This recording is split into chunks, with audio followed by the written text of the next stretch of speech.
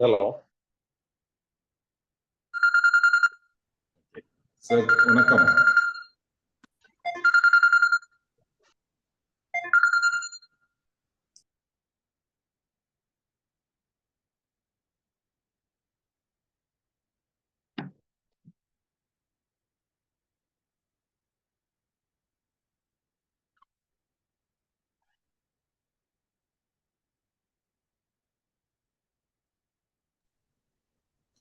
Hello sir. Hello, வணக்கம் sir. வணக்கம், கேக்குதுங்களா? சார் எனக்கு கேக்குது சார். உங்க ஃபேஸே தெரியலையே சார். உங்க லைட் ஃப்ரண்ட் லைட் இருக்கா, பேக் லைட் இருக்கா சார்? எனக்கு பேக்ல தான் இருக்குங்க சார். உங்க ஃபேஸே தெரியலையே. ஓகே, இருங்க, ஒரு ஐடியா பண்றேன். இந்த லைட் ஸ்கிரீனை க்ளோஸ் பண்ண முடியாது.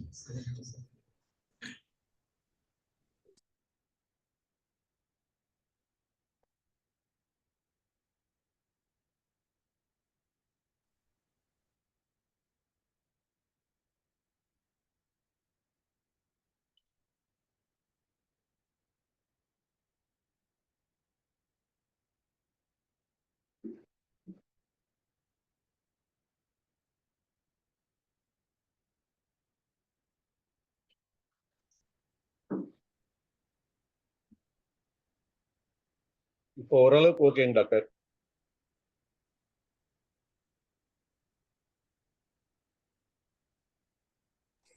விண்டோ பின்னாடி இருக்குது. மைக் மியூட்ல இருந்தது. இப்போ ஓகேங்க டாக்டர். ஏதோ தெரியுறீங்க.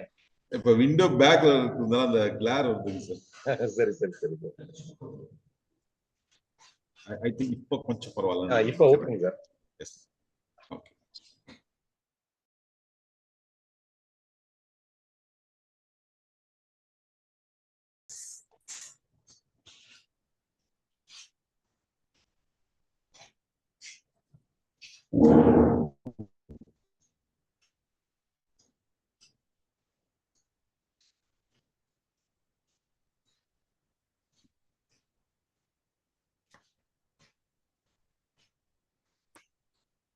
ஹலோ தியாக.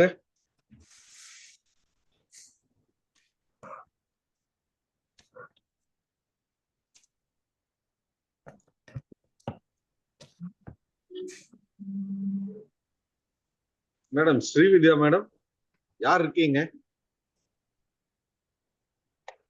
ஹலோ. சார் சொல்லுங்க சார்.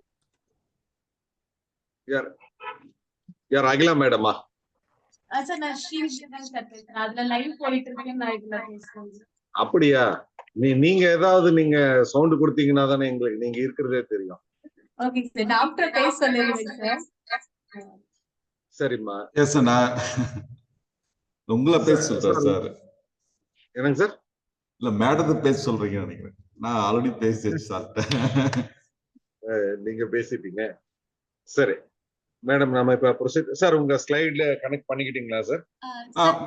ஸ்கிரீன் ஷேர் நான் பண்ணிடுறேன் சார். சாருக்கு நீங்க பண்ற. நான் இப்ப ஸ்கிரீன் ஷேர் பண்ணிடுறேன். நீங்க ஸ்கிரீன் ஷேர் பண்றீங்களா? ஆமாங்க சார். இதோ இப்ப பண்றேன். பிரைமரி ஸ்கிரீனை ஷேர் பண்ண பார்க்கலாம்.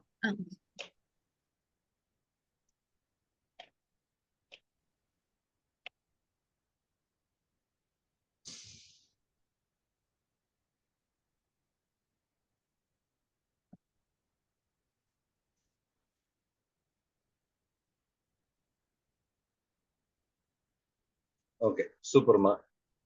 ஜூம் அவுட் பண்ணிக்கங்க. மேடம் சொல்லும்போது நெக்ஸ்ட் சொல்லும்போது மாத்திக்கோங்க. அது பண்ணிக்குவாங்க சார். ஏன்னா சில நேரத்துல எங்க ஆப்ரேட் பண்ணும்போது சிக்னல் இருந்து எனக்கு ஸ்லைட் மூவ் ஆகும், மற்றவங்க மூவ் ஆகாது. ஆமாங்க சார். இல்ல இல்ல, உங்களுக்கு அங்க நம்ம காலேஜுக்குள்ள அது ஏதோ சிக்னல் இஷ்யூ இருக்கு. டாக்டர் ராஜராஜன் போது இடையில அதுக்காக நான் மேடத்துல கொடுத்துட்டேங்க. சோ மேடம் மூவ் பண்ணலாம் ஈஸியா. மேடம் இது வந்து ஒரு ஜூம் அவுட் பண்ணி பாருங்க. ஃபுல் ஸ்கிரீன் பாருங்க.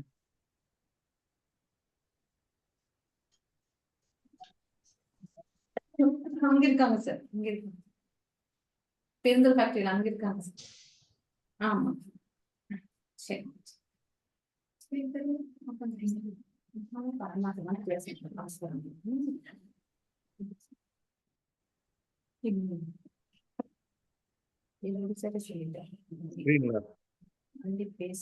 வரல மேடம். சரிங்க சார் இப்போ வந்து இப்ப ஸ்கிரீன் இருக்கு, பட் ஃபுல் ஸ்கிரீன் மோடுக்கு வரல. அவ்வளவுதான் வரும்னு நினைக்கிறேன் சார். again சார் ஆக்சுவலா அது பிடிஎஃப் தாங்க சார். பிபிடி வந்து சார்து ரைட் ரைட் ஓகே, பிடிஎஃப் தான் வந்திருக்கா இது? ஆமாங்க சார். again ஓகே ஓகே சரி, நோ இஷ்யூ, இப்படியே வச்சுக்கலாம், நீங்க விடுங்க. ஓகேங்க சார். அனைவருக்கும் வணக்கம். டைரி கனெக்ட் சார்பாக இந்த வெபினாருக்கு உங்களை எல்லாம் வரவேற்பதில் மிகுந்த மகிழ்ச்சி அடைகிறோம். இது வந்து நீங்க இன்னைக்கு வந்து நம்ம டாக்டர் சி கதிர்வேலன் அவர்களை வந்து நம்ம சிறப்பு விருந்தினர்களா நம்மோடு இணைந்திருக்கிறார். இவர் வந்து டாக்டர் பாத்தீங்கன்னா நம்ம உடுமல்பேட்டை வெட்னரி காலேஜ்ல வந்து ப்ரொஃபஸராகவும் உணவியல் துறை தலைவராகவும் இருக்கிறார். இவர் முதுகலை இளங்கலை மற்றும் முதுகலை பட்டத்தை பாத்தீங்கன்னா நம்ம சென்னை வெட்னரி காலேஜ்ல முடிச்சுட்டு பிஹெச்டியை வந்து என்டிஆர்ஐன்னு சொல்லக்கூடிய national dairy research institute, Karnal ஹரியானால இருக்கக்கூடிய இன்ஸ்டிடியூட்ல அவர் வந்து டாக்டர் பட்டம் வாங்கியிருக்காரு. டாக்டரோட ஸ்பெஷல் என்னன்றது போது தெரியும். டோட்டலா அவர் ஒரு 17 இயர்ஸ் வந்து எக்ஸ்பீரியன்ஸ் இருக்கு. அதுல பர்டிகுலரா என்னன்னு கேட்டீங்கன்னா, மாட்டுக்கு எப்படி ஃபீடிங் பண்றது, கால்நடை தீவன மேலாண்மை தான் வந்து இவருடைய டாக்டருடைய ஸ்பெஷலைசேஷன். இத பத்தி கிட்டத்தட்ட 48 ஆராய்ச்சி கட்டுரைகள் அவர் எழுதியிருக்கார். பல்வேறு ஆராய்ச்சி நூல்கள்ல அது வந்து வெளிவந்திருக்கு. டாக்டருடைய பொறுத்த வரைக்கும் இந்த தலைப்புக்கு வந்து டாக்டர் மிக பொருத்தமானவர் தான் நம்ம கூப்பிட்டுருக்கோம். பசுக்களுக்கு கொடுப்பதும் பெறுவதும், என்ன கொடுத்தா என்ன வரும் அப்படிங்கறதானே, என்ன கொடுக்குறோமோ அதுதானே வரும். அந்த ஒரு ஐடியால இன்னைக்கு நம்ம வந்து டாக்டர் கதிர்வேலன் வந்து அடுத்த 40-45 நிமிடங்களுக்கு நம்மோடு உரையாட இருக்கிறார். இதுல ஜாயின் பண்ணிருக்கிறவங்க எல்லாத்துக்கும் வழக்கமான சொல்ற அதே வேண்டுகோள் தான். உங்களுக்கு ஏதாவது கொஸ்டின் இருந்ததுன்னா நீங்க சாட் பாக்ஸ்ல வந்து உங்க கொஸ்டினை வந்து நீங்க அதுல ரைஸ் பண்ணி வச்சிருங்க. டாக்டர் வந்து அவருடைய பிரசன்டேஷன் முடிச்சதுக்கு பிறகு ஒவ்வொரு கேள்விக்கா பதில் சொல்லுவார். கேள்வி பதிலுக்கான தனி நேரமும் நம்ம கிட்ட இருக்கிறதுனால நிதானமா டாக்டர்கிட்ட கேட்டுக்கலாம். அதனால முதல்ல வந்து அவர் சொல்ற அந்த விஷயத்த நல்லா கேட்டுக்கலாம். அதுக்கு பிறகு நம்மளுடைய சந்தேகங்களை வந்து நம்ம அவர்கிட்ட தெளிவுபடுத்திக்கலாம் அப்படிங்கிறதையும் பார்க்கலாம். டாக்டர் கதிர்வேலன் சார் வணக்கம். டைரி கனெக்ட் உங்களை பெருமகிழ்ச்சி அடைகிறோம். வணக்கம். வணக்கம் சார், அனைவருக்கும் வணக்கம். நீங்க கண்டினியூ பண்ணலாம் டாக்டர் உங்க பிரசன்டேஷன். அனைவருக்கும் வணக்கம். முதல்ல இந்த நிகழ்ச்சியில கலந்து என்னுடைய வாழ்த்துக்களை தெரிவிச்சுக்கிறேன். ஏன்னா மதியம் 12 மணிக்கு உங்க நேரத்தை ஒதுக்கி 30 பேர் இருக்கிறாங்கன்னு நினைக்கிறேன். 30 பேரும் நேரத்தை ஒதுக்கி இந்த ப்ரோக்ராம்ல ஜாயின் பண்ணதுக்கு வாழ்த்துக்கள், நன்றியும் தெரிவிச்சுக்கிறேன். தலைப்பு பசுக்களுக்கு கொடுப்பதும் பெறுவதும் அப்படின்னு ஒரு 3 வார்த்தை இருக்கிற மாதிரி தான் இருக்குது. ஆனா இது ரொம்ப பெரிய விஷயம். என்ன கொடுக்குறோம், என்ன வாங்குறோம், எப்படி கொடுக்கணும், எப்படி வாங்கணும், இதுதான் இந்த மொத்தமா நம்ம பேச போறது. ஜெனரலா நமக்கு கொடுக்குறோம் அப்படின்னாவே நெக்ஸ்ட் மூவ் பண்ணுங்க ஸ்லைடு. கரை மாடு கொடுக்கணும்னாவே முதல்ல தீவனம் தான் நமக்கு ஞாபகம் வரும். தீவனத்தை தான் கொடுக்குறோம் இல்லையா? தீவனத்தை தாண்டி என்ன தரோம் நம்ம? தீவனத்தால் நல்ல பராமரிப்பு கொடுக்குறோம், நல்ல தீவன மேலாண்மை கொடுக்குறோம், அது தவிர நல்ல நோய் மேலாண்மை கொடுக்குறோம். இந்த 1 மணி நேரம் என்ன பேச போறோம்னா, நல்ல தீவன மேலாண்மை எப்படி கொடுக்கறது அப்படிதான் நம்ம பேச போறோம். நல்ல தீவன மேலாண்மை கொடுத்தாதான் நல்லது நம்ம நல்ல குவாலிட்டியா வாங்க முடியும். நம்ம எல்லாமே நினைச்சுக்கிறோம் கறவை மாடு இல்ல பசு அப்படின்னாலே நமக்கு வந்து பால் தான் ரொம்ப முக்கியம் நம்ம சொல்லிட்டு அதுதான் வாங்க. பெறுதல் வந்து அதுதானே, கொடுக்கறது தீவனமா இருக்கும்போது பெறுதல் என்னவா இருக்கும், பாலா இருக்கும் நம்ம நினைக்கிறோம். ஆனா ஒரு கறவை மாடு விவசாயி பாலுக்கு வந்து நம்ம எப்பவுமே எய்ம் பண்ணக்கூடாது. அதுதான் நெக்ஸ்ட் அடுத்த ஸ்லைட் போகணுமா.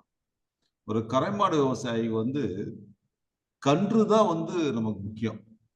வருஷத்துக்கு ஒரு கன்றுக்குட்டி, இதுதான் வந்து மெயின். அதுதான் நான் பல கூட்டத்துல சொல்லுவேன், கன்றுக்குட்டி தான் மெயின் ப்ராடக்ட். மில்க் வந்து சைடு ப்ராடக்ட் தான் கறவை மாடு வச்சிருக்கிறவங்களுக்கு, பசுக்க வச்சிருக்கிறவங்களுக்கு. நம்ம கண்ணுக்குட்டிக்கு எய்ம் பண்ண வருஷம் ஒரு கன்றுங்கிறது ஒண்ணும் இல்லை. ஒரு கண்ணுக்குட்டி போட்டு அடுத்த கண்ணுக்குட்டிக்கு போற இடைவெளி வந்து 14 மாசத்துக்கு மேல இல்லாம இருக்கும். அப்பதான் அந்த கறவை மாடு தொழில் நமக்கு லாபகரமா இருக்கும். 14 மாசத்துக்கு மேல போகும்போது ஒவ்வொரு மாசம் நீங்க விட்டீங்கன்னா நமக்கு அது பொருளாதார இழப்பு. அப்போ அந்த கண்ணு போற இடைவெளி 14 மந்த்ஸ் 14 மாத இடைவெளிக்கு மிகாம பார்த்துக்கிறது தான் ஒரு கறவை மாடு வச்சிருக்க விவசாயியோட முதல் வேலை. நீங்க இந்த வேலையை செஞ்சிட்டாவே ஆட்டோமேட்டிக்கா நமக்கு பால் உற்பத்தி வந்துடும். அந்த பால் உற்பத்தியில எப்படியெல்லாம் நம்ம வந்து இந்த எஸ்என்எஃப் ஃபேட் இன்க்ரீஸ் பண்ணலாம்னு பார்க்கலாம். அப்போ ஒரு விவசாயியுடைய முதல் நோக்கம் கறவை மாடு வச்சிருக்கு வருடம் ஒரு கன்று. அதுதான் நம்ம சொல்றோம், வருஷத்துக்கு ஒரு பசுவுக்கு நிச்சயம் ஒரு கன்று. அது எதனால முடியும்? இது சிம்பிளா சொல்லிட்டோம், வருஷத்துக்கு ஒரு கன்னுக்குட்டின்னு. அது சாதாரணமா கடந்து வந்துட முடியுமா? நல்ல தீவனம் கொடுக்கறது ஒரு வேலையா இருந்தாலும், நல்ல பராமரிப்பு ஒரு வேலையா இருந்தாலும், நிறைய காரணிகள் சேர்ந்தா வருடம் ஒரு கன்று நம்ம அச்சீவ் பண்ண முடியும். அது ரொம்ப ரொம்ப முக்கியமான காரணம் தீவனம். இந்த தீவன பராமரிப்பு சரியில்லைன்னா இந்த வருஷம் ஒரு கண்ணுங்கிறது கண்டிப்பா நம்மளால அச்சீவ் பண்ணவே முடியாது. அடுத்ததா நெக்ஸ்ட் ஸ்லைட் போங்க. இப்போ தீவனத்தும் சொல்லிட்டோம். தீவனத்தை 3ஆ பிரிக்கலாம்னு வச்சுக்கோங்களேன். பசுந்தீவனம் ஒன்று சொல்லலாம், உலர் தீவனம், ஓகே, அடர் தீவனம். சரி, இதுல வந்து 3மே முக்கியம். இன்னைக்கு முதல்ல பசுந்தீவனத்தை பத்தி பார்ப்போமே. பசுந்தீவனம் சொன்னா அடுத்த ஸ்லைட் போங்க. நம்மகிட்ட ஏகப்பட்ட பசுந்தீவனம் ஒரு கறவை மாடு வச்சிருக்க விவசாயி வந்து பயிர்றாங்க. கோ3, கோ4. இப்போ நாம வந்து பாத்தீங்கன்னா இந்த மேற்கு மாவட்டங்களை, குறிப்பா இப்போ நான் உடுமலைப்பேட்டில் இருக்கிறேன். உடுமலைப்பேட்டில் திருப்பூர் மாவட்டத்தில் இருக்குது. இது நாமக்கல் மாவட்டத்தில் பாத்தீங்கன்னா நான் அங்கதான் ஒர்க் பண்ணேன் 16 வருஷம், நாமக்கல் கால்நடை மருத்துவக் கல்லூரி. ஜென்ரலாவே நம்ம மேற்கு மாவட்டங்கள் பார்த்தா மலை மாவட்டம். இங்க வந்து ஒரு 4 வருஷம் நீங்க எடுத்துக்கிட்டீங்கன்னா 5வது வருஷம் கண்டிப்பா ஒரு வறட்சி இருக்கும். நீங்க அப்படிதான் நீங்க கிருஷ்ணகிரி டிஸ்ட்ரிக்ட்ல இருந்து நம்ம கோயம்புத்தூர் டிஸ்ட்ரிக்ட் வரையும் மழையை நீங்க கரெக்டா ஆராய்ச்சி பண்ணீங்கன்னா பெஞ்சிருக்கிற அளவு ஆவரேஜா நமக்கு 900 to 950 மில்லிமீட்டர் பெய்ய வேண்டியது இப்பெல்லாம் ஒரு 550 மில்லிமீட்டர்ல தான் இருக்குது. அப்போ அதுல பசுந்தீவன உற்பத்திங்கிறது ஒரு பெரிய சவாலான ஒரு விஷயம் தான். அந்த பசுந்தீவன உற்பத்தி நீங்க சரியான பசுந்தீவனத்தை தேர்ந்தெடுக்கணும். இப்போ வந்து உதாரணம் சொன்னேன்,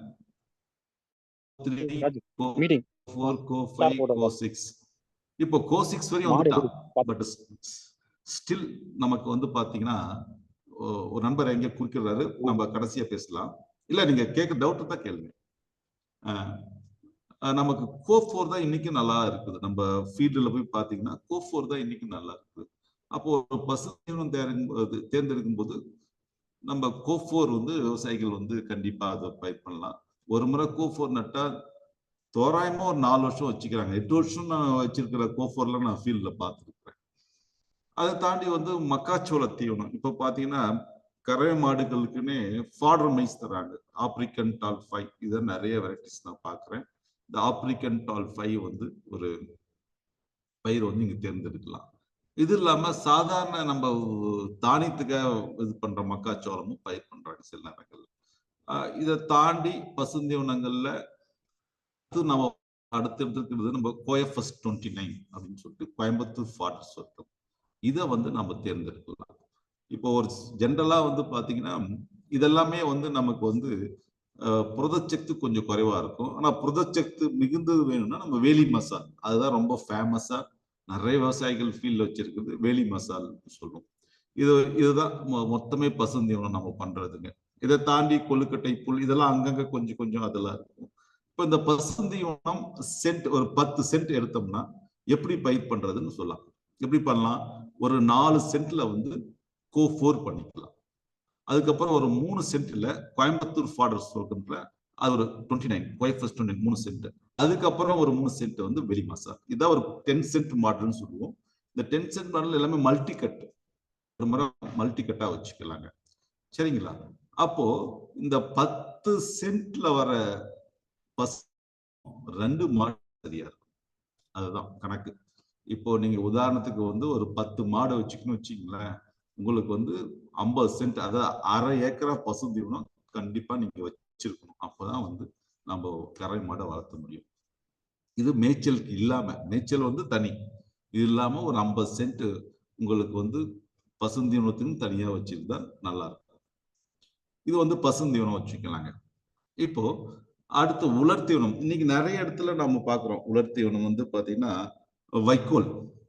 வைக்கோல் இப்போ பாத்தீங்கன்னா வைக்கோல் எல்லாம் பண்றோம், எல்லாரும் வாங்க ஆரம்பிச்சிட்டோம். முன்னெல்லாம் வைக்கோல், இப்ப நார்த் இந்தியாலாம் எடுத்தீங்கன்னா வைக்கோல் வந்து எரிக்கிறாங்க. ஆனா நமக்கு இங்க வந்து வைக்கோல் கிடைக்கிறது இல்ல. 1 கிலோ 8 ரூபாய், 10 ரூபாய், 14 ரூபாய் போச்சு ஜனவரி மாசம். அவ்வளவு முக்கியமா வைக்கோல் வந்து நம்ம தேவைப்படுறது. ஏன்னா பசுந்தீவனம் அடர்த்தீவனம் மட்டும் வச்சுட்டு நம்ம கறவை மாடை வளர்த்த முடியுமா அப்படின்னு ஒரு கேள்வி வரும். ஏன் சார் போய் பாடிஸ்ட்ராவோ வைக்கோலை போய் வாங்கிட்டு போகணும்? உலர்த்தீவனம் வந்து கண்டிப்பா தேவைங்க. உலர்த்தீவனங்கிறது வைக்கோல் மட்டும் இல்ல, நம்ம தட்டு வகைகள் கோயஃபஸ்ட் அறுவடை பண்ணி அதை போரா போட்டு வச்சுக்கலாம்.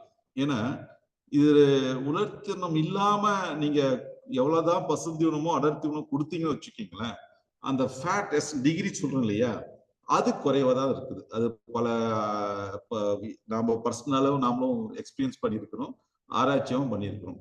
அப்ப அந்த உலர்த்தீவனங்கிறது கொஞ்சம் ஒரு மாட்டுக்கு ஒரு 2 ல இருந்து 4 கிலோ தான் கொடுக்கும்போது தான் ஃபேட் டிகிரி நமக்கு வரும். அதை பேஸ் பண்ணி தான் நமக்கு காசு தரான். அப்போ இந்த உலர்த்தீவனமும் ரொம்ப ரொம்ப முக்கியமா இருக்கிற மாதிரி தான் சொல்றோம்.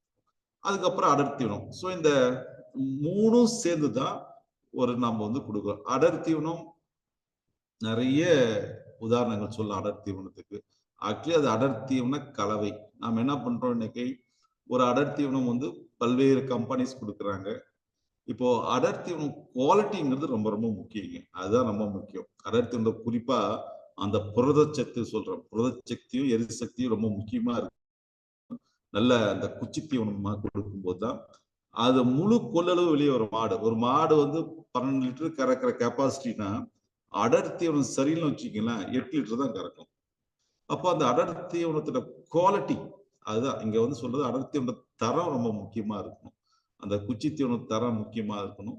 அது சரியான நேரத்துல வயிறுல போயிட்டு அங்க ஜீரணமாகி அது மூலியமா வந்து நமக்கு வந்து எரிசக்தியும் புரதமும் கிடைச்சாதான் கரெக்டா இருக்கும்.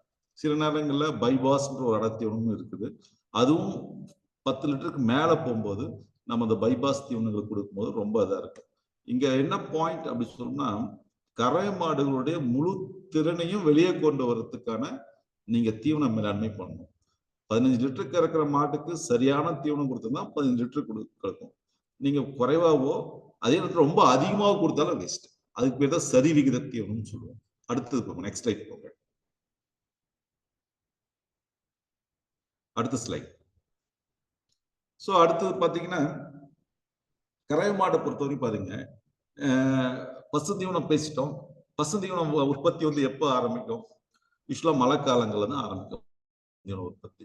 இப்போ வரும் இல்லைங்களா, ஆகஸ்ட், செப்டம்பர், அக்டோபர், நவம்பர், இந்த டிசம்பர் வரையுமே நமக்கு நல்ல மழைக்காலம் இருக்கும். நல்ல மழை காலத்துல நீங்க பசுந்தீவன உற்பத்தியை வந்து நீங்க வந்து வைக்கணும். பசுந்தீவனம் சொன்ன மாதிரிதான் நம்ம இதுல வந்து கோஃபோர் தான் பெஸ்ட்டுங்க. ஏன்னா அதுதான் வறட்சி தாங்கக்கூடிய வளர்றதுல முக்கியமா இருக்குது. கோயஃபஸ்ட் செலக்ட் பண்ணிக்கலாம். அதுக்கப்புறம் ஃபாடர் சொர்க்கம் சொன்னோம் இல்லையா, ஆப்பிரிக்கன் டால், ஆப்பிரிக்கன் ஃபாடர் மெய்ஸ், அந்த வெரைட்டி நீங்க செலக்ட் பண்ணலாம். அதுக்கப்புறம் வெளி மசல், இது ஒரு 4 வந்து நல்ல காம்பினேஷன். இந்த 4 காம்பினேஷன் நல்லா இருக்கும். இது நீங்க விதைகள் வந்து பல்வேறு இடங்கள்ல கிடைக்குது, பிரைவேட்லயும் கிடைக்குது, கவர்மெண்ட்ல பார்த்தா கேவிகே வேளாண் அறிவு நிலையத்துல கிடைக்குது. நல்ல விதை வச்சுட்டு நீங்க பண்ணீங்கன்னா, நல்ல கரணை வச்சு நீங்க பயிர் பண்ணீங்கன்னா மினிமம் 4 to 5 வருஷம் தாராளமா வச்சுக்கலாங்க. இப்போ வேலி மசால் விதையும் பாத்தீங்கன்னா நீங்க கேவிகேலையோ இல்ல பிரைவேட் கம்பெனிஸ்லோ நல்ல விதைகள் கிடைக்கும் போது அதை நீங்க வந்து யூஸ் பண்ணிக்கலாம். பயிர் பண்ணிட்டு சேமிக்கணும், அதுதான் ரொம்ப முக்கியம். இப்போ ஒவ்வொரு வருஷமும் இனி வறட்சி தான் வரப்போகுது. அது வந்து வறட்சி வர்றதுல மாற்றமே இல்லை. நீங்க உதாரணத்துக்கு ஏப்ரல், மே, ஜூன், ஜூலை இந்த 4 மாசமும் வறட்சி இருக்க போகுது. ஏற்கனவே சொன்னேன், நம்ம மேற்கு மாவட்டங்கள் சில நேரங்கள்ல இப்ப இருக்கிற ட்ரெண்ட் கடைசி 25 வருட மழை அளவு பாத்தீங்கன்னா, அப்போ ஒவ்வொரு கறவை வறட்சிக்கு நம்ம தயார் பண்ணிக்கணும். எப்படி அதை எதிர்கொள்றதுன்னு, எப்படி எதிர்கொள்ளணும்? நீங்க ஆகஸ்ட், செப்டம்பர், அக்டோபர், நவம்பர்ல மழையில வரும்போது பசுந்தீவன உற்பத்தி பண்ணி சேமிச்சு வைக்கணும். அப்பதான் நீங்க வந்து அந்த ஏப்ரல், மே, ஜூன், ஜூலைல வந்து நம்ம இது பண்ண முடியும். நெக்ஸ்ட் அடுத்த ஸ்லைட் போங்க. அப்போ நம்ம எப்படி சேமிக்கலாம்? பசுந்தீவனங்களை எப்படி சேமிக்கலாம் இன்னைக்கு இதெல்லாம் பார்த்தீங்கன்னா இந்த போட்டோல தெரிந்து பாருங்க. கோஃபோர் தான் இந்த கோஃபோர் கரணை. இந்த கோஃபோர் கரணை உங்களுக்கு தெரியும், உங்களுக்கு எல்லா நிறைய இடத்துல கிடைக்குதுங்க. கோஃபோரே இன்னைக்கு நாங்க வந்து எனக்குரிய ரூபாய் இதை உற்பத்தி பண்ணி விற்கிறாங்க. இப்போ உடுமலைப்பேட்டை எங்க கல்லூரி பக்கத்துல நாங்களே எங்க கல்லூரி பண்ணைக்கு ரூபாய் ஒரு கிலோன்னு வாங்குறோம் சேர்த்து. அடுத்து வேலி மசால் நான் 10 சென்ட் மாடல் ஃபாலோ பண்ணுங்க. 10 சென்ட் மாடல்ங்கிறது 4 சென்ட் கோஃபோர், அப்புறம் 3 சென்ட் கோஎஃப்எஸ் 29, அந்த 3 சென்ட் வேலி மசால். இது 2 மாட்டுக்கு நல்லா இருக்கும். அடுத்த ஸ்லைட் போமா. Next slide. So next slide பார்த்தீங்கன்னா வேலி மசால் படம் இருக்கும், அது மூவ் ஆகல ஸ்லைட் நினைக்கிறேன். ஸோ இந்த வேலி மசால், பாருங்களேன், இந்த ரோ ரொம்ப ரொம்ப முக்கியம். இந்த ரோ, ஏன்னா இந்த இது ரோ பண்ணி தான் நீங்க விதைக்கணும். இன்னொன்று விதை அவ்வளவு சாதாரணமாக முளைச்சிடாது. இதுக்கு நீங்க சப்போஸ் நீங்க கவர்மெண்ட் ஃபார்ம்ல வாங்கினாலும் சரி, பிரைவேட் ஃபார்ம்ல வாங்கினாலும் அதுக்கான இன்ஸ்ட்ரக்ஷன் தெளிவாக கொடுத்துருப்பாங்க. அந்த விதையை இரவு ஃபுல்லா ஊற வச்சுட்டு அதுக்கப்புறம் தான் நீங்க ஃபீல்ட்ல போய் போடணும். எல்லாத்துக்குமே ஃபர்ஸ்ட் அறுவடைங்கிறது 60 நாளைக்கு அப்புறம் தான். சில இதெல்லாம் 45 நாள் சொல்லுவாங்க. 45 நாள் என்னைக்கு நான் ரெக்கமெண்ட் பண்றது இல்லை. 60 நாளுக்கு அப்புறம் பண்ணாதான் நீங்க ரொம்ப அது வளர்ச்சியும் சரி, அதுல இருக்கிற ஊட்டச்சத்தும் சரி கரெக்டா இருக்கும். அடுத்த கட்டு 45 நாள் பண்ணலாம். நான் ஃபர்ஸ்ட் கட்டு 60 நாள் பிளஸ் தான். 60 நாளைக்கு உள்ளார கோஃபோரையும் கட் பண்ணாதீங்க, வெளி மசாலையும் கட் பண்ண வேண்டாம். அடுத்தது போங்க. இந்த கிராஃப் இந்த இதுல பாத்தீங்கன்னா நிறைய பசுந்தீவனத்தை பத்தி சொல்லி இருக்கிறாங்க. அது எப்படி பயிரிடுறது, அதுக்கு தேவையான உரம், இது எல்லாமே நீட்டா கொடுத்துருப்பாங்க. பட் நிறைய இருந்தாலும் நம்ம மேற்கு மாவட்டத்துக்கு ரொம்ப பொருத்தமா இருக்கிறது 4 தாங்க. எகைன் திரும்பவும் சொல்றேன், கோஃபோர், ஆப்பிரிக்கன்டால்ங்கிற ஆப்பிரிக்கன்டால் ஃபாடர் மைஸ், கோஎஃப்எஸ் 29 அண்டு வேலி மசால். சில நேரங்களில் கினியா புல் சில விவசாயிகள் பண்றாங்க. சரிங்களா? ஸோ இது எப்படி பண்ணோம், எவ்வளவு இடைவெளி, எவ்வளவு கரணை, எவ்வளவு விதை வேணுங்கிறத இதுல கொடுத்துருக்குறோம். இது நீங்க அப்புறம் வாங்கிக்கலாம். அடுத்ததுங்க, நெக்ஸ்ட் ஸ்லைட் போங்க. இது பாருங்க, இந்த ஒரு டிரான்ஸ்போர்ட் உலர்த்தி உணவு. இது இப்போ நிறைய இடத்துல நீங்க பார்க்கலாம். இப்போ நான் உடுமலைப்பேட்டை பக்கத்துலயே பாத்தீங்கன்னா இப்ப அந்த மக்காச்சோளத்தட்டை எடுத்துட்டு போவாங்க. நிறைய இடத்துல இருந்து, குறிப்பா கடலூர், ஆரணில இருந்து இந்த பேடிஸ்ட்ரான்ற வைக்கோலை டிரான்ஸ்போர்ட் பண்றாங்க. இப்போ பாத்தீங்கன்னா இது என்ன, அதுதான் சொல்றேன். இப்போ இது சரியா நீங்க பிளான் பண்ணி வச்சுங்களேன். உங்ககிட்ட லேண்ட் இருக்கு அப்படின்னா இந்த உலர்த்தி உணவை நீங்க கோஎஃப்எஸ் 29ல உருவாக்கிடலாம். இன்னைக்கு விலை பேடிஸ்ட்ரா பாத்தீங்கன்னா வைக்கோல் பார்த்தீங்கன்னா இன்னைக்கு 8 ரூபாய் வந்தது டிரான்ஸ்போர்ட்டோடு சேர்த்து. 8,000 ரூபாய் வருதுங்க இப்போ நம்ம உடுமலைப்பேட்டைக்கு. நீங்க இன்னும் கொஞ்சம் பக்கமா இருந்தா ஒரு ரூபாய் குறையும், இல்லை 2 ரூபாய். அட்லீஸ்ட் நீங்க ஒரு 6 ரூபாய் இல்லை 7 ரூபாய் நீங்க கொடுத்தே ஆகணும். இது ஒரு கட்டு பார்த்தீங்கன்னா 36 கிலோ வரும். சில கட்டு 36 கிலோ 210 ரூபாய் இல்லை 220 ரூபாய்க்கு கொடுக்குறாங்க. நீங்க கொஞ்சம் சுதாரிச்சிங்கன்னா நீங்க இந்த உலர்த்தி உணத்தை நீங்களே உருவாக்கிடலாம். உங்ககிட்ட நிலம் இருந்தா இந்த பக்கத்து படம் பாருங்களேன், அது மாதிரி போர் போட்டு நீங்க உலர்த்தி உணவு கோஎஃப்எஸ் 29 இல்ல கடலை கொடி, இது ரெண்டுத்தையும் வச்சு உலர்த்தி உணவு உருவாக்கலாம். உலர்த்தி உணவு ரொம்ப முக்கியம். ஃபேட் எஸ்என்எஃப் மட்டும் இல்ல, வறட்சி காலத்துல இந்த உலர்த்தி உணத்தை வச்சுதான் சமாளிக்கணும். அப்போ நம்ம விவசாயி சப்போஸ் ஒரு 5 மாடு 6 மாடு வச்சிருக்கிறோம், இது மாதிரி நீங்க தயாராகல, வளர்ச்சி வருதுன்னா என்ன பண்ணலாம், டக்குன்னு மாடை வித்துடலாமா? இப்படிதான் பண்றாங்க சில விவசாயிகள்லாம். மாடை வித்துடுறாங்க, ஆட்டை வித்துடுறாங்க. அது தீர்வு கிடையாது. ஏன்னா வருஷம் வறட்சி வரதான் போகுது. அதுக்கு நம்ம தயாரா இருக்கணும். நம்ம தயாரா இருந்தா தான் கறவை மாடு நம்ம தொழில நடத்த முடியும். நீங்க 2 மாடு வச்சிருந்தாலும் சரி, 10 மாடு வச்சிருந்தாலும் சரி, 50 மாடு வச்சிருந்தாலும் சரி, வறட்சியை நாம ஒவ்வொரு வருஷமும் கடந்து வந்தே ஆகணும். வறட்சி இல்லாம எந்த வருஷமும் அமைய போறது இல்லை. ரொம்ப ரேரா தான் இப்ப திருநெல்வேலியில வெள்ளம் வந்த மாதிரி, மெட்ராஸ்ல வெள்ளம் வந்த மாதிரி ஒரே நேரத்துல போட்டதெல்லாம் சில அதெல்லாம் நேச்சுரல் இயற்கை பேரிடர்னு சொல்றோம். அது வழக்கத்துக்கு நார்மலா வரப்போறது இல்லை. பட் வறட்சி கண்டிப்பா இருக்கு. இந்த வருஷம் பாருங்க டெம்பரேச்சர் எவ்வளவு அடிச்சுது. இப்ப நானே பண்ண வச்சிருக்கிறேன். நான் என்கிட்ட ஒரு 110 கறவை மாடு பண்ணேன். என்னுடைய சொந்தம் கிருஷ்ணகிரி மாவட்டத்தில் இருக்கிற ஊத்தங்கரை தாங்க. இப்போ இந்த வருஷம் ரொம்ப அப்நார்மல் டெம்பரேச்சர். ஈரோடுல 112 டிகிரி அடிச்சுது. அதெல்லாம் வரலாறுல இல்லை. அப்போ அவ்வளவு இருக்கும்போது கண்டிப்பா மாடுகளுக்கும் தேவையான ஊட்டச்சத்து மாறி போச்சு. இப்போ நம்ம ஒரு 5 வருஷத்துக்கு முன்னாடி சொன்னது இப்ப 5 வருஷத்துக்கு இப்ப இல்ல. ஒரு மாட்டுக்கு எவ்வளவு ஊட்டச்சத்து கொடுக்கணும்னு முன்னாடி சொல்லி கொடுத்தது இப்ப இல்ல, எல்லாம் மாறுது. அதுவும் குறிப்பா இந்த கோடை காலங்கள்ல கறவை மாடை பராமரிக்கிறது ரொம்ப ரொம்ப சேலஞ்சு. நம்மளை பராமரிக்கிறதுக்கே ரொம்ப திணறணும் அந்த வெயில் காலங்கள்ல. கறவை மாடுகளுக்கெல்லாம் அந்த கொட்டகை அமைப்புல இருந்து தீவனம் ரொம்ப ரொம்ப முக்கியமா அமைஞ்சது. இந்த ஏப்ரல், மார்ச், போன மே மாசம் வரையும் பாத்தீங்கன்னா ரொம்ப ரொம்ப குருஷியலா தீவனம் கொடுக்கறதும் சரி, மாடு அப்படியே மூச்சு இழைப்பு வாடிட்டு இருந்தது. அதுக்கெல்லாமே நாம் வந்து பின்னாடி சொல்ல போறேன், தாதுப்பு கலவை, நுண்ணூட்ட கலவை இதெல்லாமே கொடுக்கணும். இப்போ இதெல்லாம் கொடுத்தாதான் ஒரு மாடை சரியா கொண்டு போக முடியும். அப்பதான் நாம் முதல் சொன்ன அந்த கோட் சொன்ன இல்லையா, வருடம் ஒரு கன்று. இப்போ இந்த வெயில் காலங்கள்ல மாடு செனை போறதும் செனை நிக்கிறதும் பெரிய சேலஞ்சா இருக்குதுங்க. அடுத்த போட்ட போங்க, அடுத்த நெக்ஸ்ட் ஸ்லைட். ஸோ இதுல என்ன பாயிண்ட்னா, நமக்கு உலர் தீவனம் ரொம்ப முக்கியமான ஒரு தீவனம் தான் கறவை மாட்டை பொறுத்தவரையும். அடுத்ததுங்க, நெக்ஸ்ட் போங்க.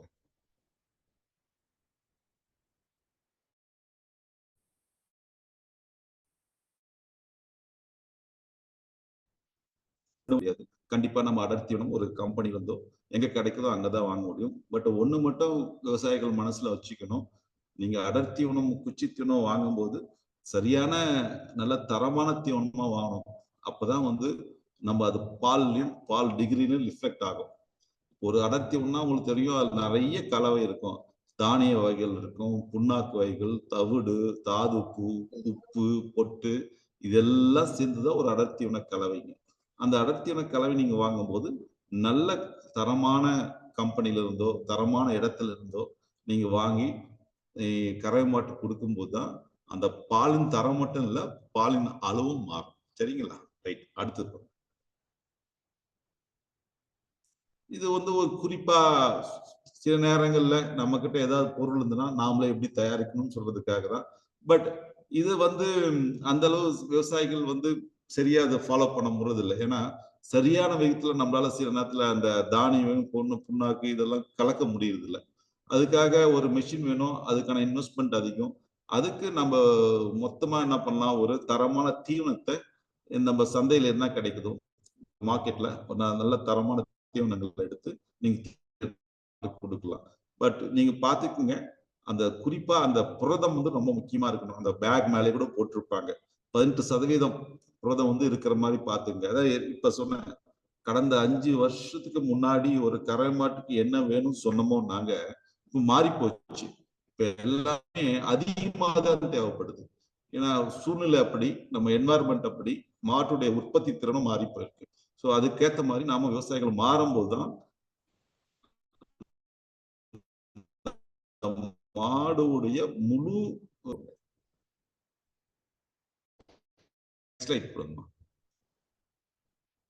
ஸோ இப்ப எல்லாருமே நாம கவலைப்படுறதுதான், எல்லா ரீடிங் வேணும், ஃபால் ஃபேட்னப் இதுதான். ஏன்னா நமக்கு இதுதான் காசு தருது. ஒரு கறவை இருக்கிற விவசாயிக்கு நம்ம கவலை அதுதான். நமக்கு வந்து ஃபேட் எஸ்னப்ப எல்லா ரீடிங் வந்தாலும் அதுக்கேற்ற காசு கொடுக்கும். இப்பெல்லாம் குறிப்பா கோடைக்கால என் அனுபவத்தை சொல்றேனே, கோடைக்கால என்னுடைய பண்ணையில எல்லா ரீடிங்கும் ஜென்ரலா ஒரு பால்ல 25, 24, 26 கூட வருங்க. ஆனா அந்த ஏப்ரல், மே வரும்போது அப்படியே சருன்னு இறங்கிடும். 18, 17 எல்லாம் வந்துருச்சுங்க. நம்மளால அதுக்கு பல காரணம் இருக்குது. நம்ம தீவனமும் ஒரு காரணம், நமக்கு சுத்தி இருக்கிற என்வாரன்மெண்ட், வெயில் எல்லாமே ஒரு காரணம். அப்ப அங்க பால் அளவு குறைது, எல்லா ரீடிங்கும் காலி ஆயிடுது.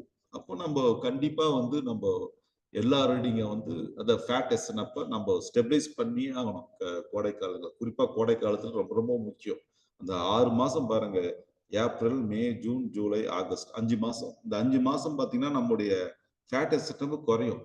நாமளே சில நேரங்கள்ல தீவனத்தை மாத்துவோம், இந்த கம்பெனி விட்டு அடுத்த கம்பெனி போவோம். எந்த கம்பெனி விட்டாலும் சில விஷயங்களை நீங்க செஞ்சீங்கன்னா அந்த எல்லா ரீடிங்கும் நம்மளால வந்து மெயின்டைன் பண்ண முடியும். என்ன பண்ணும், தாதுப்பு நீங்க எக்ஸ்ட்ரா நீங்க தனியா கொடுக்கணும். ஏன் கேள்வி கேட்கலாம், சார் நான் ஒரு கம்பெனி தீவனம் போடுறேன், அந்த தீவனத்துல ஏற்கனவே தாது போட்டு இருக்கிறாங்க, நான் ஏன் தாதுப்பு புதுசா கொடுக்கணும்? இல்ல, நான் இப்பதான் சொன்னேன், கடந்த 5 வருஷத்துக்கு முன்னாடி வரையும் அது ஓகே. இப்போ வந்து கிளைமேட் மாறி இருக்குது, நிறைய காரணிகள் வந்து உள்ள வந்திருக்குது. இதெல்லாம் என்ன ஆகுன்னா, ஒரு கறவை மாட்டுக்கு தேவையான விஷயத்தை அதிகப்படுத்திருக்கு. ஸோ நம்ம இங்க தீவனத்து மூலமா கொடுக்கிற தாதுப்பு பத்தாது. நீங்க தனியா ஒரு கறவை மாட்டுக்கு ஒரு 50 கிராம் மாடு பால் கறக்குதுன்னா 50 கிராம், அதாவது 2 தீப்பெட்டி அளவு கண்டிப்பா கொடுத்தாகும். இந்த தாதுப்பு கலை வந்து அவ்வளவு முக்கியமா இருக்கு, குறிப்பா கோடை காலத்துல. இதெல்லாம் நான் செஞ்சேன். எல்லா ரீடிங் குறையும் போது நான் செஞ்ச முதல் வேலை தாதுப்பை இன்க்ரீஸ் பண்ணேன். அதாவது 50 கிராம் பால், அதான் தனியா கொடுக்கணும். சப்ளிமெண்ட் நம்ம தனியா கொடுத்தாதான் நம்ம அந்த இது கொடுக்க முடியும். 2 தீப்பெட்டி, ஒரு தீப்பெட்டிங்கிறது 25 கிராம் அந்த கொள்ளளவு, 2 தீப்பெட்டி தரணும். அடுத்து நீங்க சொல்ல வேண்டியது சமையல் சோடா. இது சோடா உப்புன்னு சொல்லுவோம், நம்ம தோசை சோடான்னு சொல்றீங்க. அது இது ரொம்ப ரொம்ப முக்கியங்க. இது வந்து இப்ப நான் பாக்குறது, இது வந்து நம்ம வழக்கமா பயன்படுத்துறது தான். ஆனா இந்த வருஷம்லாம் பாத்தீங்கன்னா இது ரொம்ப அதிகமா தேவைப்பட்டுச்சு. அந்த மாடு வந்து பாத்தீங்கன்னா வாயில மூச்சு விடுது, அப்படியே ஆஹூன்னு மூச்சே விட முடியல. ஏன்னா வெயில் 112 டிகிரி அடிக்குது. அது ஒண்ணுங்க, நிறைய வேர்வை போகுது. அப்போ நீங்க அடர்த்தி உணத்தை அதிகப்படுத்துற ஒரு இதுல அடர்த்தி உணத்தை அதிகப்படுத்துறோம். அப்படியே அடர்த்தி உணத்தை அதிகப்படுத்த கூடாதுங்க. அந்த அடர்த்தி உணம் எப்படி பண்ணணும்னா அந்த சமையல் உப்பை கொஞ்சம் கூட சேர்க்கணும். அப்பதான் சரியான தீர்வு அது. இப்போ உதாரணத்துக்குள்ள போனீங்கன்னா 1 கிலோ அடர்த்தி உணங்கிறது 2.5 லிட்டர் பால், இதுதான் கணக்கு. நீங்க 1 கிலோ அடர்த்தி உணவு கொடுத்தா 2.5 லிட்டர் பாலுக்கு, குறிப்பா ஒரு மாடு 10 லிட்டர் பால் கறக்குதுன்னா 4 கிலோ அடர்த்தி உணவு கொடுக்கணும். இது ஒரு வழிமுறை. பட் அந்த 4 கிலோ அடர்த்தி உணத்தோட நீங்க சோடா சேர்த்து அடர்த்தி உணவு மட்டும் கொடுத்தீங்கன்னா அந்த எஸ்என்எஃப் ஃபேட் சொல்ற இல்லையா, எல்லா ரீடிங் வராது. அப்போ சோடா உப்பு ஒரு மாட்டுக்கு 50 கிராம் கண்டிப்பா கொடுத்தே ஆகணும். இல்லைன்னா அந்த எல்லா ரீடிங் வர்றது இல்லை. இன்னோட பெஸ்ட் இன்னும் சேர்த்துனா ஈஸ்ட் நிறைய கம்பெனிஸ் கொடுக்குறாங்க. நல்ல நல்ல கம்பெனிஸ் இருக்குது. நம்ம ஆர்ஜிஎஸ்லேயே ஈஸ்ட் சூப்பர்னா அவங்க தான் ஒன் ஆஃப் த இந்த கம்பெனி ஃபைனியருங்க. நல்ல ஈஸ்ட் அவங்க கொடுக்குறாங்க. ஈஸ்ட் சேர்க்கறது இன்னும் பெஸ்ட்டுங்க. அப்படின்னா அடர்த்தி உணவு கலக்கும் போது ஈஸ்ட் பேக்கரியில கூட ஈஸ்ட் கிடைக்குது. இந்த மாதிரி ஈஸ்ட் அழிக்கணும், நம்ம ஈஸ்ட்டை சேர்க்கணும். சம்மர்ல சேர்த்து நல்லா கலந்து தீவனத்தை தண்ணியில வைக்கும் போதே கலந்து விட்டீங்கன்னா ஒரு 1/2 மணி நேரம் ஊறணும். ஊறதுக்கு அப்புறம் கொடுக்கும்போது தான் அந்த ஈஸ்ட் நல்லா வேலை செய்யும். அதனால அந்த ஈஸ்ட் ரொம்ப முக்கியம்.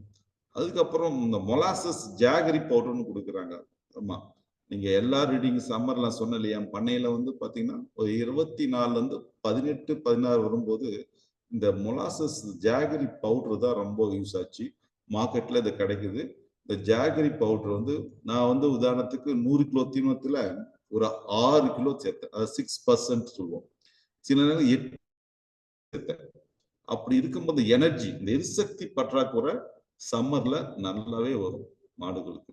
அப்போ இதையும் கொஞ்சம் சேர்க்கணும். ஒரு கைப்பிடி சேர்த்ததான். நீங்க ஒரு 2 மாடு 3 மாடு வச்சிருக்கீங்கன்னு வச்சுக்கங்களேன், அதுக்கு ஒரு 4 கிலோ அடர்த்தி உணவு கொடுக்குறீங்கன்னா இதுல வந்து ஒரு 1/2 கிலோ சேர்த்தணும். அப்போதான் வந்து இது விலையும் அதிகமா இல்லை. ஜாகரி பவுடர் வந்து 18 ரூபாயில இருந்து 20 ரூபாய் வரையும் கிடைக்குதுங்க.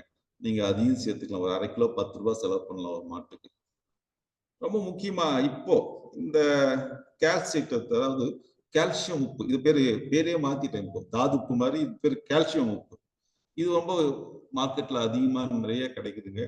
இப்ப இந்த கால்சியம் உப்பு பற்றாக்குறை நிறைய இருக்குது கறவை மாடுகளுக்கு. அது கடந்த 5 வருஷமா தீவனத்தில் இருக்குதே போதும் போதும் சொல்லிட்டு இருந்தோம். ஆனா இப்ப இந்த கால்சியம் உப்பு, கால்சைட் பற்றாக்குறைங்கிறது கறவை மாட்டுக்கு ரொம்ப அதிகமா இருக்கு. இதுவும் பாத்தீங்கன்னா ஒரு மாட்டுக்கு ஒரு நாளைக்கு நீங்க 50 to 100 கிராம், அதே தீப்பெட்டி தான். ஒரு தீப்பெட்டிங்கிறது 25 கிராம். தாதுப்பு வந்து 2 தீப்பெட்டி தரணும். சமையல் சோடா 2 தீப்பெட்டி தரணும். ஈஸ்ட் வந்து அது ஒரு பவுடர் மாதிரி இருக்கும், அது ஒரு 10 to 20 கிராம் தரலாம். ஜாகரி பவுடர் ஒரு 500 கிராம் சேர்க்கணும். இந்த கால்சைட்ங்கிறது எகைன் ஒரு 100 கிராம் ஒரு அனிமலுக்கு ஒரு நாளைக்கு கொடுக்கணும். இது எல்லாமே கொடுத்தாதான் இந்த கோடை காலத்துல நமக்கு இந்த ஃபேட் எஸ்என்எஃப் குறையறத நாம மேனேஜ் பண்ண முடியும். சரிங்க சார், இதெல்லாம் கொடுக்குறேன், ஒரு மாட்டுக்கு எனக்கு எவ்வளவு அடிஷனலா செலவாகும்? அடுத்த கேள்வி வரும்ல, நாம என்ன கொடுக்குறோம் என்ன பெறுறோம், டாபிக்கே தானே. கொடுக்கறது கணக்கு பார்த்து கொடுப்போம், வர்றது மட்டும் அதிகமா வரும்னு எதிர்பார்ப்போம்ல. பட் எல்லாமே இப்போ உதாரணத்துக்கு சொல்ல போனோம் வச்சுக்கீங்களேன், ஒரு மாட்டுக்கு தீவன உற்பத்தி செலவு, பால் உற்பத்தி செலவு இதுக்கு முன்னாடி வேற என்ன சொல்றது, ஒரு ஒரு ஒரு 2 வருஷத்துக்கு முன்னாடி வரையும் பாத்தீங்கன்னா 22 ரூபாய்க்குள்ள கொண்டு வந்து நிற்போம். அதுதான் ஒரு உற்பத்தி செலவுங்கிறது. ஆனா இன்னைக்கு 22 ரூபாய்க்கு கொண்டு வந்து நிற்கணும். அதுதான் நல்ல மேலாண்மை.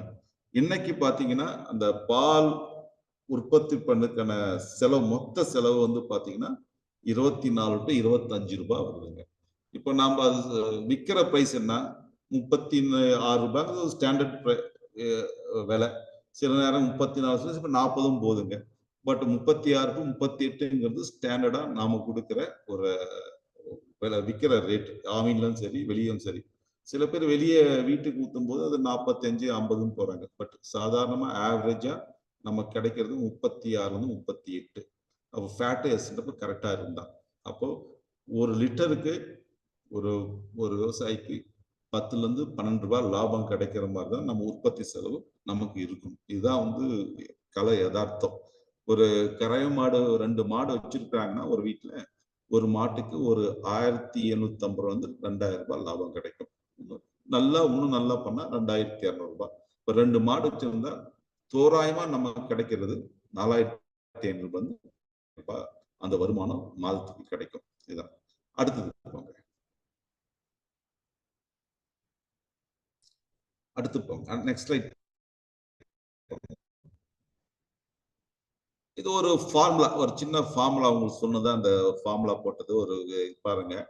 இது வந்து இந்த ஃபார்முலா ஏன் விவசாயி உங்களுக்கு காமிக்கிறேன்னா, ஒரு கம்பெனி தீவனம்ங்கிறது ஒரு முழுமையான தீவனம். ஒரு கம்பெனில இருந்து வாங்குறோம், எந்த கம்பெனினாலும் சரிங்க. அதுல நான் சொன்ன எல்லாமே வச்சிருப்பாங்க. இந்த ஜாகரி பவுடரு இது எல்லாமே இப்போ நிறைய மாறுதலுக்கு வந்ததுங்க. இந்த கால்சைட் வைக்கிறோம், சோடியம் பைகார்பனேட் சோடா உப்பு இருக்குதுங்க.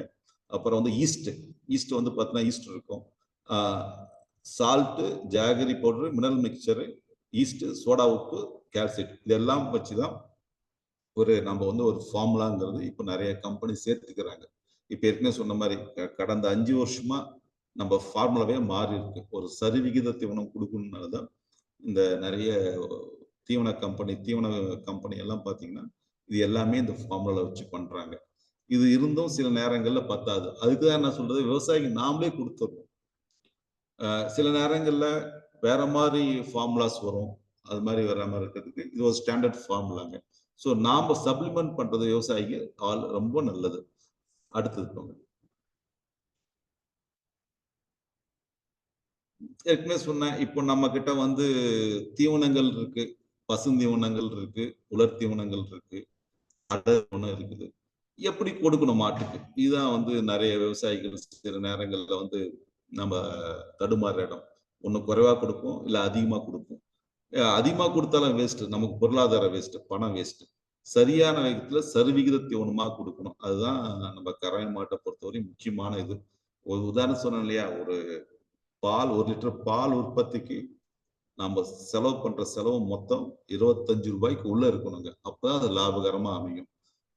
ஏற்கனவே சொன்னது போல ஒரு 10 லிட்டர் கறக்கிற மாட்டுக்கு உதாரணத்துக்கு 1 கிலோ அடர் தீவனம் 2.5 லிட்டர் பாலுக்கு, அப்போ 4 கிலோ அடர் தீவனம் நமக்கு கிடைக்குது.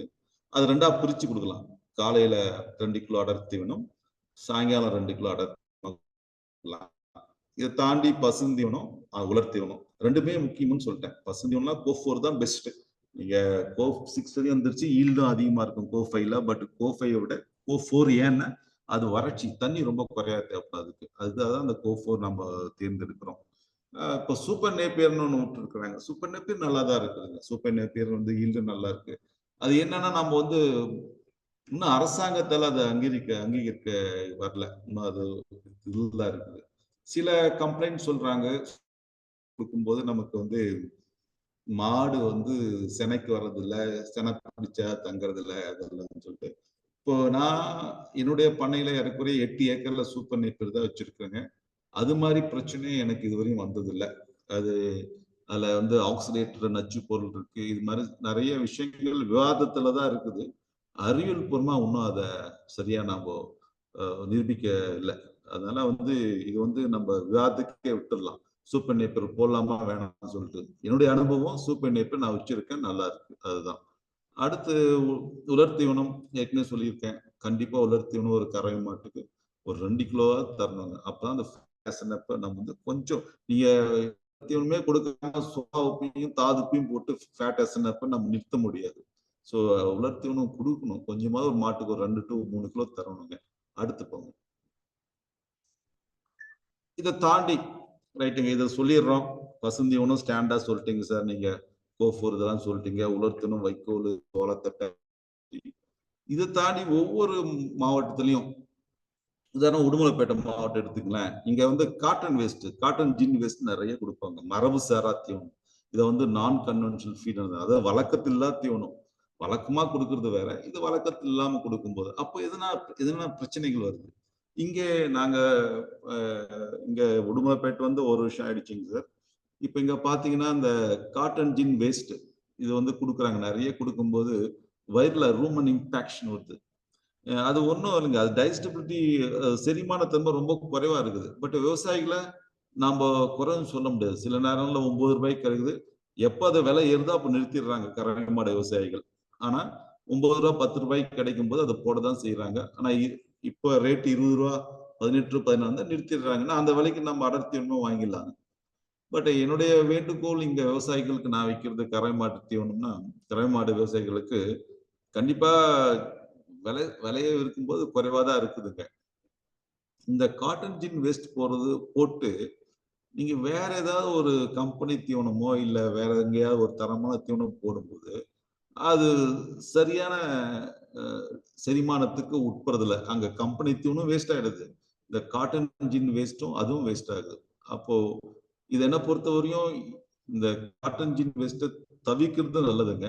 இல்ல அப்படி போடணும் சார், வேற வழியே இல்லை, காட்டன் வேஸ்ட்டை நான் போடணும் அப்படின்னா அது நல்லா ஊற வைங்க. ஒரு வாரம், ஒரு நைட், ஓவர் நைட் ஊற வச்சுடுங்க.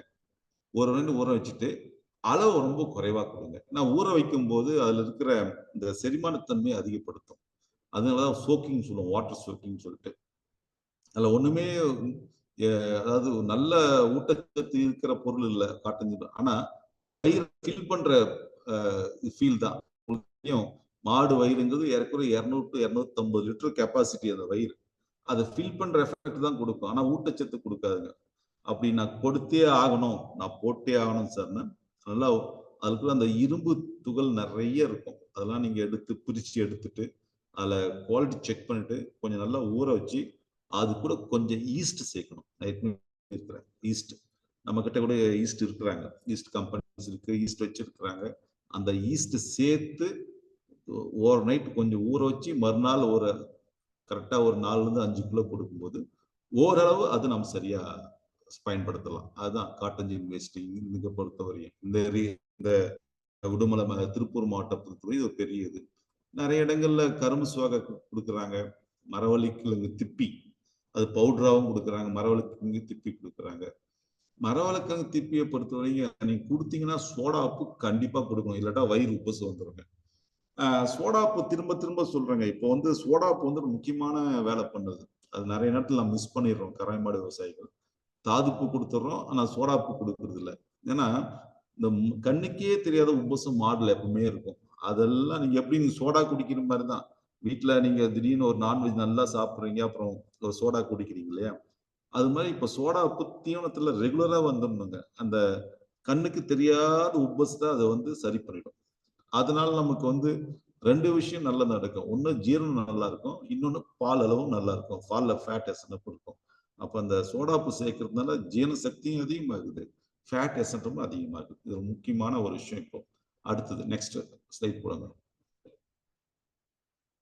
அடுத்த ஸ்லைட் போடுங்கம்மா.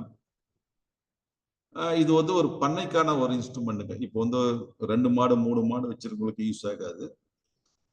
ஒரு 50 மாடு பண்ணையா வச்சிருக்கு. இப்ப நம்ம பண்ணையில வச்சிருக்கோம், டிஎம்ஆர்னு சொல்லுவாங்க, டோட்டல் மிக்ஸ் ரேஷியோ, சமச்சீர் தீவனம். இது எல்லாத்தையும் போட்டு கலந்துடணுங்க. எல்லாத்தையும் இதுல வந்து பார்த்தா பசுந்தீவனம் இருக்கும், அடர் தீவனம் இருக்கும், உலர் தீவனம் இருக்கும். 3த்தையும் போட்டு கலந்து அப்படியே லைனா மாட்டுக்கு போட்டு போறதுங்க. பட் இது ஒரு பண்ணைக்கு தான் செட் ஆகும். நம்ம 1 மாடு 2 மாடு வச்சவங்க செட் ஆகுது. ஏன்னா இது இப்படி ஒரு விஷயம் இருக்குன்னு நீங்க தெரிஞ்சுக்கிறதுக்காக தான் இந்த ஸ்லைடு வச்சிருக்கீங்க. இது பேர் வந்து டோட்டல் மிக்ஸ்ட் ரேஷன், சமச்சீர் தீவனம் சொல்லுவோம். எல்லாமே ஒரே இதுல வைக்கோல தனியா போட தேவையில்ல, பசுந்தீவனத்தை தனியா போட தேவையில்ல, அடர் தீவனம் தனியா போட தேவையில்லை. எல்லாம் போட்டு மிக்ஸ் இந்த சமச்சீர்ன்ற டோட்டல் மிக்ஸ்டு ரேஷன். அடுத்து போங்க, அடுத்த ஸ்லைட். இப்போ அதிகமா பேசிட்டு இருக்கிற ஒரு இது அசோலாங்க. அசோலா வந்து கடந்த 10 வருஷமா இருக்குதுங்க.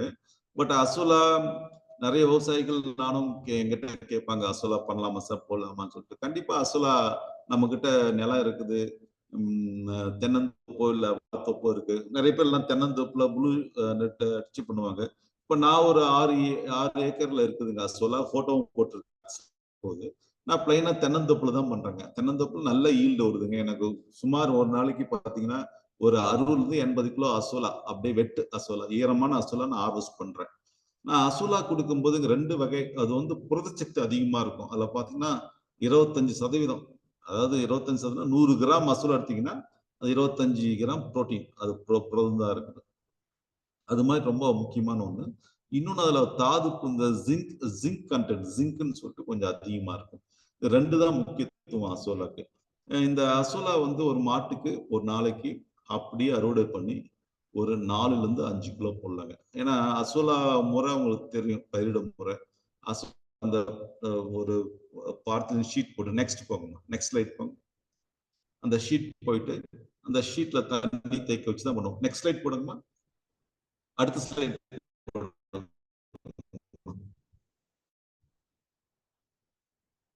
ஸ்ரீதேவி மேடம், நெக்ஸ்ட் ஸ்லைட் போங்க. பாருங்க, இதுதான் இந்த பிக்சர் பாத்தீங்கன்னா தெரியும்.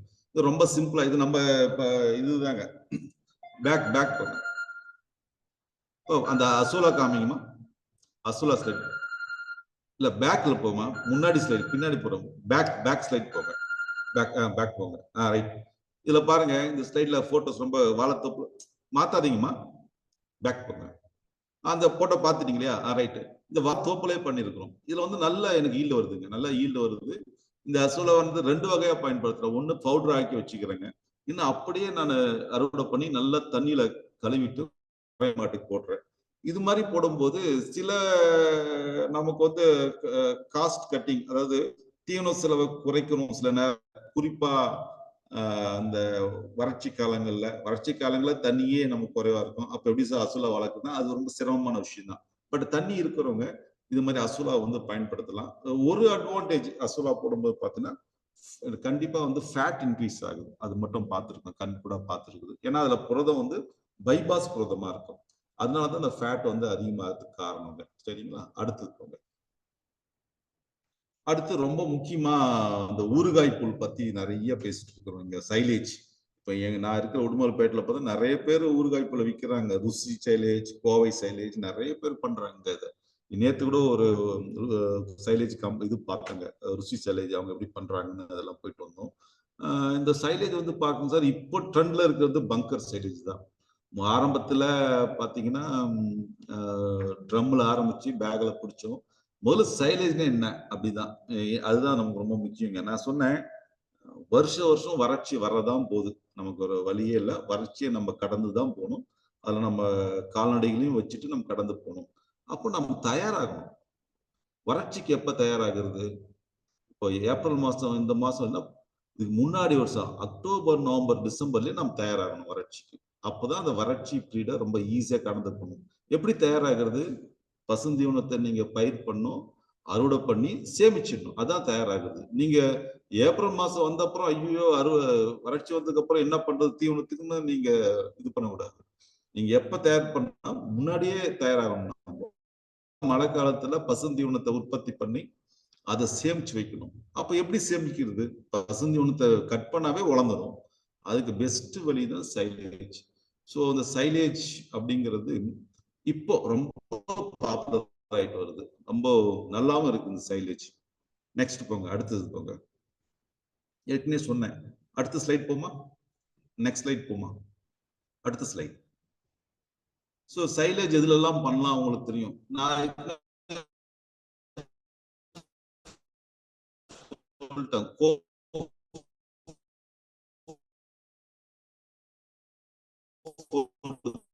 பெஸ்ட் நான் ஆரம்பத்திலேயே சொல்லிட்டேன். சைலேஜ் பண்ணுவாங்க, கோஃபோர்ல பண்ணுவாங்க, ஆப்ரிக்கன் டால், ஆப்ரிக்கன் நெட்டைன்னு சொல்ற அந்த ஃபாடர் மைஸ்ல பண்ணுவாங்க. இதெல்லாம் நான் வந்து 2000 13ல கரூர் மாவட்டத்துல முதல்ல சொல்லி கொடுக்கும் போதெல்லாம் இந்த பங்கர் வரல. அப்ப சாதாரண ட்ரம் இருந்தாங்க விவசாயிகள். அவங்க களத்திலே போயிட்டு இந்த கோஃபோரை வந்து நல்லா சாப்பர்ல நறுக்கணுங்க. அதை வச்சு ஒரு சைலேஜ் பண்ணோம். பாத்தீங்கன்னா ஒண்ணுல ஒரு காத்து புகாத ஒரு கன்று வேணும், அவ்வளவுதான் சைலேஜ்க்கு.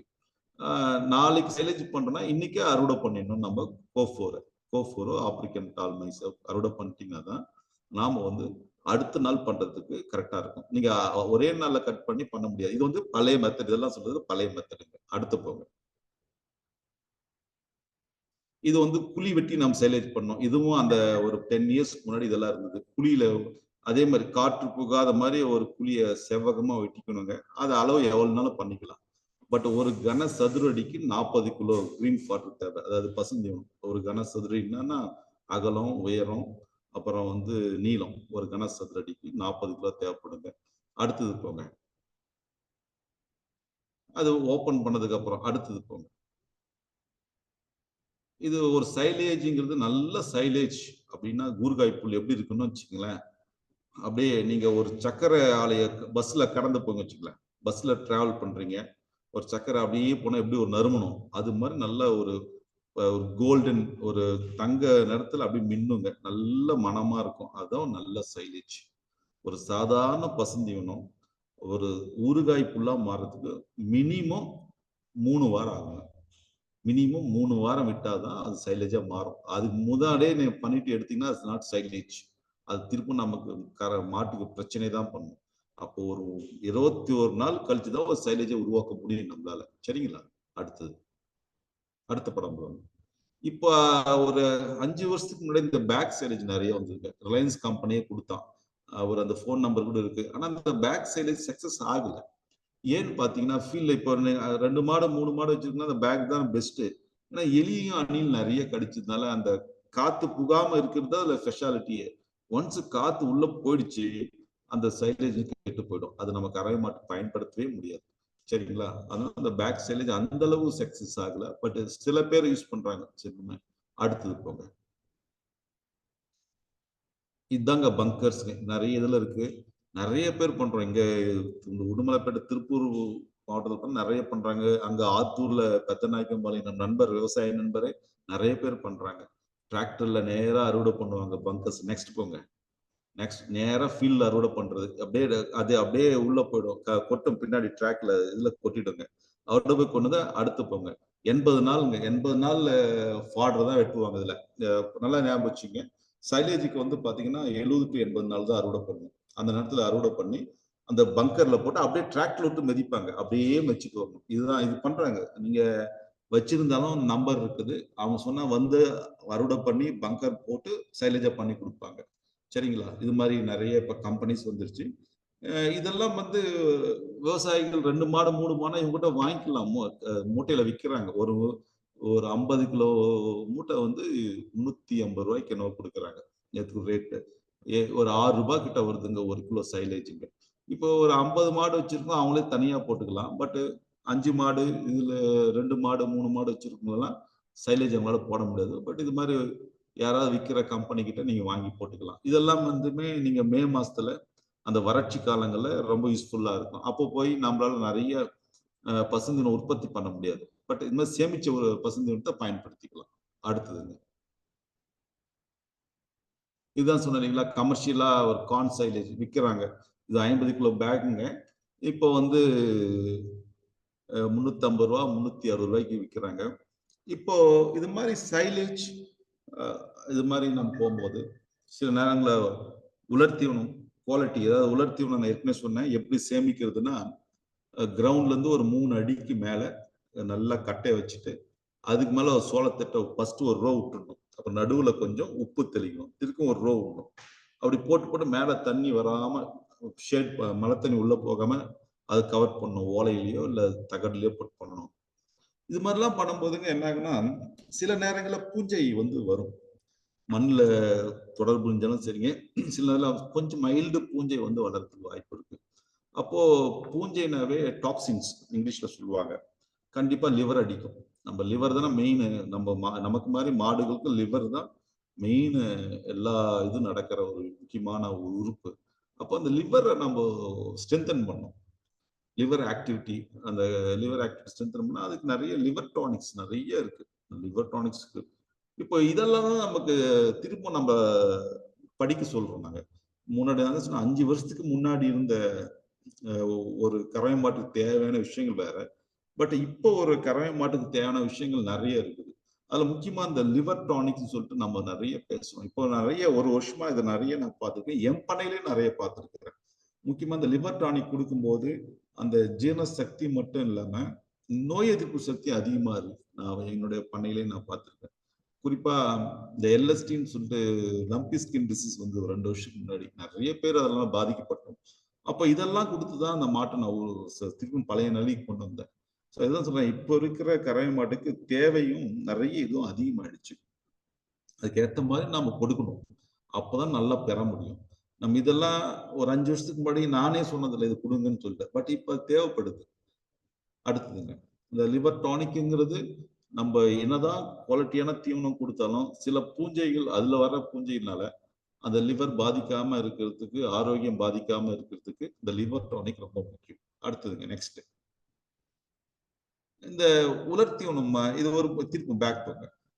இந்த உலர் தீவனம் நம்ம ஏன் வச்சிருக்கோம்? நம்ம டிரான்ஸ்போர்ட் நிறைய இடத்துல பண்றோம்.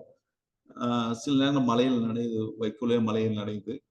அங்கேயும் பாத்தீங்கன்னா அந்த பூஞ்சையோடைய இது வந்து நமக்கு தாக்கம் சில நேரங்கள் இருக்குதுங்க. இப்போ உங்களுக்கு தெரியும், நம்ம வந்து இந்தியா வந்து பால் உற்பத்தியில நாம தான் உலகத்திலேயே ஃபர்ஸ்ட்.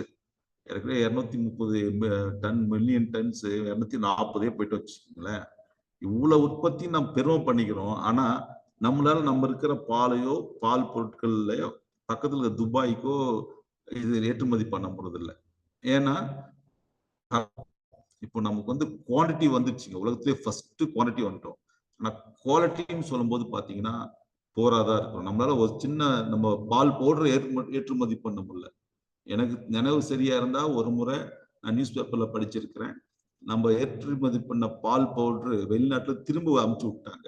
ஏன்னா அதோடைய அந்த டாக்ஸின் சொல்ற அந்த பூஞ்சையுடைய இது. சரி, இதெல்லாம் இப்போ அட்ரஸ் பண்ண வேண்டியதா இருக்கு விவசாயிகள். ஒரு பக்கம் பால் அளவு எஸ்என்எஃப் ஃபேட் அதை பத்தி சொல்றோம். இப்ப அதே விவசாயி தான் இப்ப தரத்தை பத்தியும் நம்ம யோசனை பண்ண மாதிரி நம்ம விவசாயிகளுக்கு எடுத்து சொல்றோம். ஸோ அதுக்காக தான் இந்த லிவர் டானிக்ஸ் சொல்ற லிவர் டானிக்ஸ் இதெல்லாம் ரொம்ப அதை முக்கியமா இப்ப சேர்க்கிற மாதிரி சூழ்நிலை வந்திருக்கு. அடுத்ததுங்க, ஸோ அந்த ஊறுகாய் புல் பத்தி தான் பேசிட்டு இருந்தோம். உங்களுக்கு தெரியும், ஊறுகாய் புல் வந்து ஒரு மாட்டுக்கு நிறையவும் கொடுத்துடக்கூடாது. உதாரணமா ஒரு கறவை மாட்டுக்கு 20 கிலோ பசுந்தீவனம் தேவைப்படுதுன்னா அதுல பாதி தான் ஊறுகாய் புல் 10 கிலோ அளவு கொடுக்கலாம். அதிகமா கொடுத்தீங்கன்னா 2 விஷயம் நடக்கும். ஒண்ணு, அந்த ஊறுகாய் புல்ல உங்களுக்கு தெரியும் லாக்டிக் ஆசிட், அதே கொஞ்சம் கெட்டு போட்டா பெட்டாரிக் ஆசிட் ஒரு ஆசிட் வந்துடுது. லாக்டிக் ஆசிட் அந்த நல்ல ஊறுகாய் புல் கொடுக்கும்போது அளவுக்கு அதிகமா கொடுக்கும்போது பால்ல லைட்டா உப்பு எடுக்கும். ஓகேங்களா? அது டேஸ்ட் கொஞ்சம் மாறும். டீ குடிக்கிற கன்சியூமர்ஸ் கொஞ்சம் கம்ப்ளைண்ட்ஸ் வரும். அதனால இந்த அளவு ஊறுகாய் புல்லை பொறுத்தவரையும் அந்த 10 கிலோ இல்ல 8 ல இருந்து 8 கிலோ ஒரு நாளைக்கு ஒரு கறவை மாட்டுக்கு தரலாம். அடுத்தது போங்க, இதெல்லாம் நெக்ஸ்ட் போங்க, அடுத்தது போங்க. தாதுப்பு பத்தி பேசிட்டு இருந்தேங்க. தாதுப்பு ரொம்ப ரொம்ப ஒரு முக்கியமான இதுங்க. ஏன்னா தாதுப்பு ஏற்கனவே சொல்லிட்டேன், ஒரு கறவை மாடுக்கு 2 கிலோ 2 தீப்பெட்டி அளவு தாதுப்பு தரணும்னு சொல்லிட்டு வருடம் ஒரு கன்று தான் நோக்கமா இருக்குமே தவிர பால் அப்புறம் தான் செகண்ட். வருடம் ஒரு கன்றுக்கு இந்த தாதுப்பு வந்து அவ்வளவு முக்கியமான வேலை பண்ணுது. தாதுப்பு வந்து ஒரு சிங்கிள் லைன்ல சொல்லிட முடியாது இந்த மினரல் மிக்சர்ன்ற வேலையை. அதுல வந்து இந்த மினரல் மிக்சர்ங்கிறது தெரியும், நிறைய இது இருக்கு. அதுல கால்சியம், பாஸ்பரஸ், துத்தநாகம், மேக்னீஸ், அயோடின், செலினின், ஏகப்பட்ட தாதுப்பு இருக்குது. ஒவ்வொன்றும் ஒவ்வொரு வேலையை செய்து உடம்புல. இது நமக்கும் ரொம்ப முக்கியம். இப்போ கொரோனா காலங்களுக்கு தெரியும், ஜிங்க் டேப்லெட்டா கொடுத்தாங்க. ஜிங்க் வந்தவங்களுக்கு முட்டையும் ஜிங்க் டேப்லெட் கொடுத்தாங்க. ஏன்னா ஜிங்க் ரொம்ப முக்கியம். அதான் துத்தநாகம் சொல்றது. அதான் நோய் எதிர்ப்பு சக்தி அதிகமா தரும்.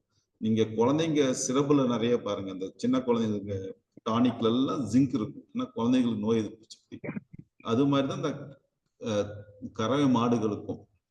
ஏன்னா இந்த தாதுப்பு ஏற்கனவே சொன்ன மாதிரிதான் அந்த 2 தீப்பெட்டி அளவு மாடு பால் கறந்துட்டு இருக்குது. அது 5 லிட்டர் கறக்கட்டும் 10 லிட்டர் கறக்கட்டும், கறக்கிற மாடுக்கு 2 தீப்பெட்டி. மாடு பாலே கறக்கல, சென மாடு கண்ணுக்குட்டி இதுக்கெல்லாம் ஒரு தீப்பெட்டி. இதுதான் அளவுங்க. ஆனா மொத்தத்துல தாதுப்பு 365 நாளும் மழை பெஞ்சாலும் சரி, வெயில் அடிச்சாலும் சரி, குளிர் அடிச்சாலும் சரி, எல்லா நாளும் நம்ம தாதுப்பு கொடுக்கணும். அளவுதான் வேற.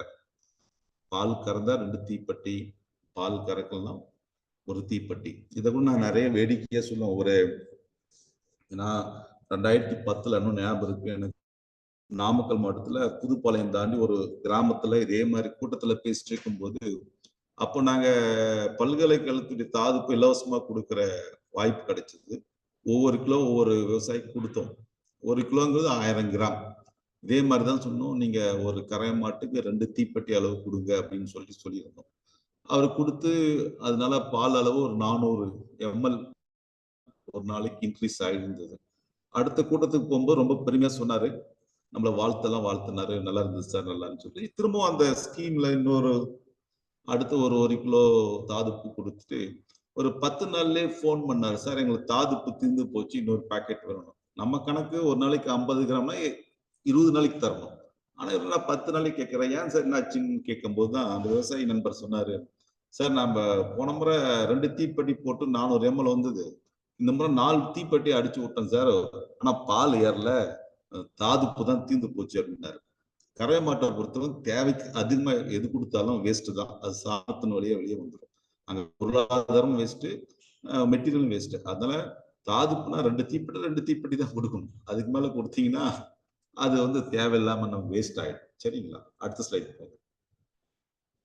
இந்த மடி நோய் பாருங்க, இது வந்து நிறைய விவசாயிகளுக்கு நமக்கு கவலை தர ஒரு விஷயம். இதுக்கு நிறைய லெக்சர் கொடுத்திருப்பாங்க, நீங்க நிறைய கேட்டிருப்பீங்க, எல்லாமே கேட்டிருப்பீங்க. மடி நோயினால நிறைய பொருளாதார இழப்பு இருக்கும், பால் இழப்புனால பொருளாதார இழப்பு இருக்கு.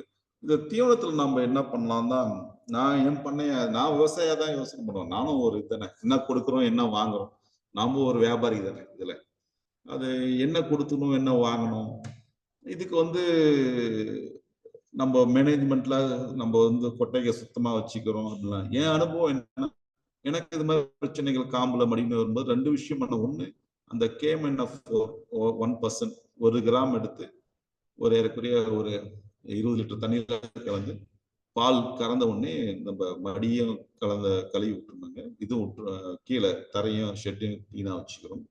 இது முக்கியமா நுண்ணூட்ட கலவை, அந்த தாதுக்குள்ளே மைக்ரோ நியூட்ரியன்ஸ் இருக்குது. Micro nutrients plus amino acid ஒரு காம்போ இருக்குதுங்க. சில நிறைய கம்பெனிஸ் இது வச்சிருக்கிறாங்க. அதை வந்து நான் தீவனத்தை சேர்க்கும் போது அந்த நோய் எதிர்ப்பு சக்தி, அந்த காம்பு வழியா வர இன்ஃபெக்ஷன் வந்து குறைய ஆரம்பிச்சு. இது வந்து நான் கண்கூட என் பண்ணையில பார்த்தது நான். அதுக்காக நான் ஒரு மாட்டுக்கு 2 ரூபாய் செலவு பண்றதா இருக்கு. ஒரு அந்த இதுக்காக 2 ரூபாய். ஆனா அந்த வருமுன் காப்பது தான் இதுல ஐடியா. இப்போ இது வந்ததுக்கு அப்புறம் நம்ம எவ்வளவு, நீங்க ஒரு சில இடத்துல மடியே காலியாயிடும், மாடே காலியாயிடும். வருமுன் காக்கிறதுக்காக தான் அந்த ஒரு மாட்டுக்கு எனக்கு ஏறக்குறைய ₹1.80 நியர் அபவுட் 2 ரூபாய் வச்சுக்கோங்களேன். அந்த நுண்ணூட்ட கலவையை வந்து நான் கலந்தேன். நெக்ஸ்ட் எடுங்க, அடுத்த ஸ்லைட் போங்க. பாருங்க, இதுல நம்ம சொல்றோம் அந்த ஃபெட்ரிச்னு சொல்லிட்டு.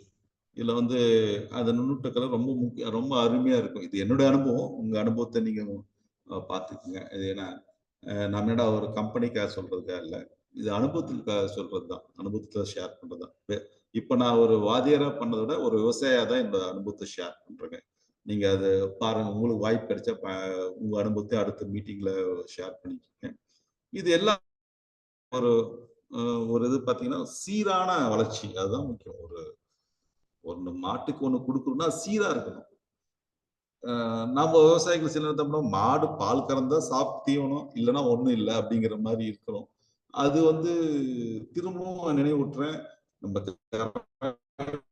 மாட்டுல வந்து பால் இல்லைங்க முக்கியம், வருஷத்துக்கு ஒரு கன்னுக்குட்டி எடுக்கணும். அப்போ எல்லா நேரத்திலும் சீரான தீவனம், சீரான வளர்ச்சி, இதுதான் நம்ம நோக்கமா. இந்த நோக்கத்துலதான் நம்ம கொடுக்கணும். அதுக்கு இப்போ இதை தாண்டி நம்ம தீவனத்தை தாண்டி சில விஷயங்கள் சொன்னேன் இல்லையா, ஈஸ்ட் ஏற்கனவே சொல்லியிருக்கிறேன். ஈஸ்ட் ரொம்ப ஒரு வந்து ஒரு கறவை மாட்டுக்கு 10ல இருந்து 20 கிராம் நீங்க தீவனத்தோட கலந்துட்டு ஒரு மணி நேரம் கழிச்சு அந்த தீவனத்தை கொடுக்கணும். அப்புறம் முன்னெல்லாம் விட்டமின்ஸ் எல்லாம் நம்ம பேசவே மாட்டாங்க. கறவை மாடுக்கெல்லாம் உயிர் சத்துக்கள்னு சொல்லுவோம். அந்த விட்டமின்ஸ் எல்லாம் தேவையே இல்லைன்னு. ஏன்னா மாடு வயிறே பெருசு, அந்த வயிற்றுக்குள்ளே விட்டமின்ஸ் வந்துடும் சொல்லிட்டு இருந்தோம். பட் இப்ப அப்படி இல்லை. திரும்ப சொல்றது அதுதான்.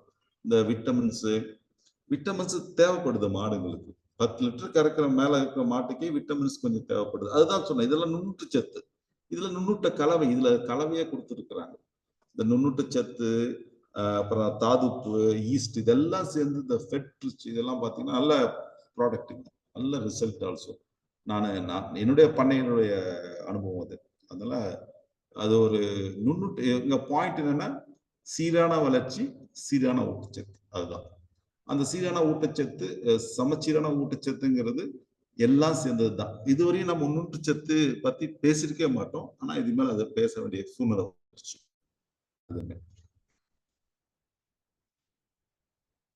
அடுத்த ஸ்லைட் போங்கம்மா மேடம். சோ ஒரு விவசாயிக்கு என்ன வேணும்? இங்க நம்ம டெய்ரி கண்ட்ரோட ஸ்லோகன் அதுதானே, நலமான பசு வளமான விவசாயின்னு சொல்லுவோம். எப்போ நலமான பசு இருக்கும்? ஒரு சீரான வளர்ச்சி, சீரான ஊட்டச்சத்து, இது இருந்தாதான் நலமான பசு வரும். அப்ப ஊட்டச்சத்து ரொம்ப ரொம்ப முக்கியம்.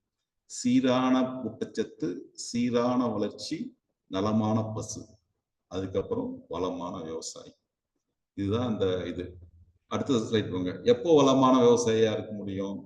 வருஷம் ஒரு கன்று. திரும்ப திரும்ப அதான் சொன்னேன். வருஷம் ஒரு கண்ணுக்குட்டி.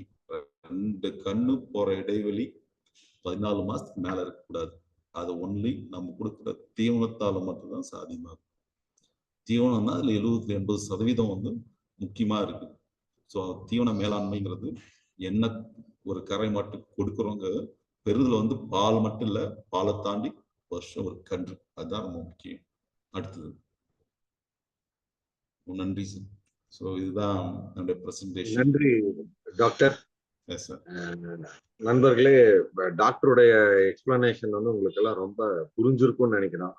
அதனால என்ன கேள்வி இருக்குதுன்னு தெரியல. பட் பொதுவாகவே நம்ம வந்து பசுந்தீவனம், உலர் தீவனம், அடர் தீவனம் அப்படிங்கிற 3 கேட்டகரியை பிரிச்சு டாக்டர் ஆரம்பிச்சது வந்து ரொம்ப சிறப்பா இருந்தது. தேவை என்னன்னு கேட்டீங்கன்னா, நம்ம அடர் தீவனமும் உலர் தீவனமும் கண்டிப்பா கொடுக்கணும் அப்படிங்கிறதையும் டாக்டர் சொன்னாரு. பசுந்தீவனத்தை பொறுத்த வரைக்கும் டாக்டர் கோ4 பத்தி தெளிவா சொல்லியிருந்தாரு. இப்ப உங்களுக்கு ஏதாவது சந்தேகம் இருந்தா நீங்க உங்க மைக் ஆன் பண்ணி நீங்க கேள்வி கேட்கலாம் சார். இது கேள்வி கேட்கறதுக்கான நேரம். யாராவது கேள்வி கேட்கணும்னு நினைக்கிறீங்களா?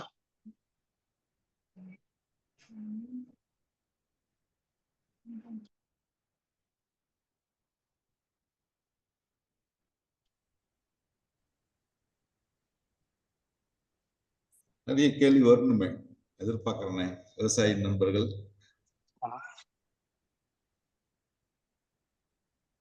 சார் உங்க மைக் ஆன் பண்ணிட்டு கேள்வி கேளுங்க சார். அன்மியூட் பண்ணுங்க. ஒரு மைக் மாதிரி இருக்கும், அது கோட் எடுத்துருங்க, கிளிக் பண்ணுங்க. சார் அன்மியூட்ல தான் இருக்கு, பேசுங்க சார். தாது உப்பு ஈஸ்ட் எல்லாம் எங்க கிடைக்கும்? திருவண்ணாமலை இருந்து பேசுறேன், தினேஷ் வெங்கட்.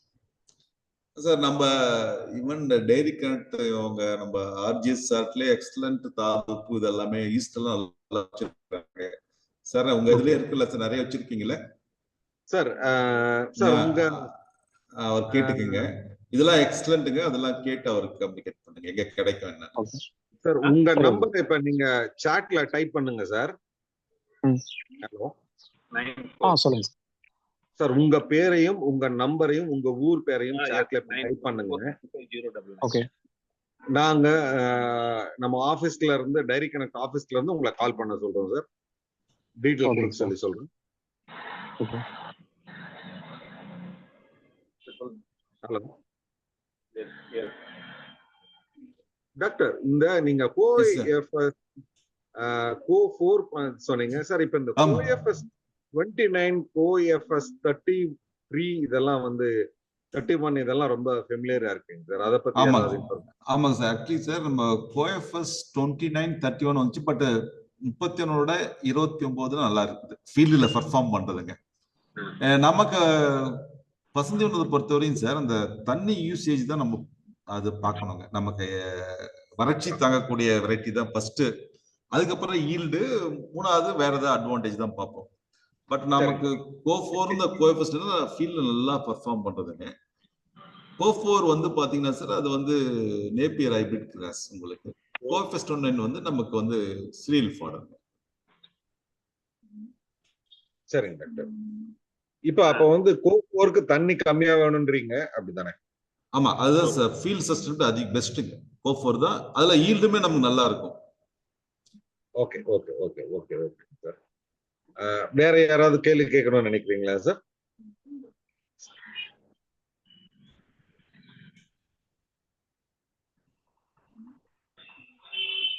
ஹலோ, சொல்லுங்க சார். கேக்குது. கேளுங்க சார். சார் கேக்குது, சொல்லுங்க சார்.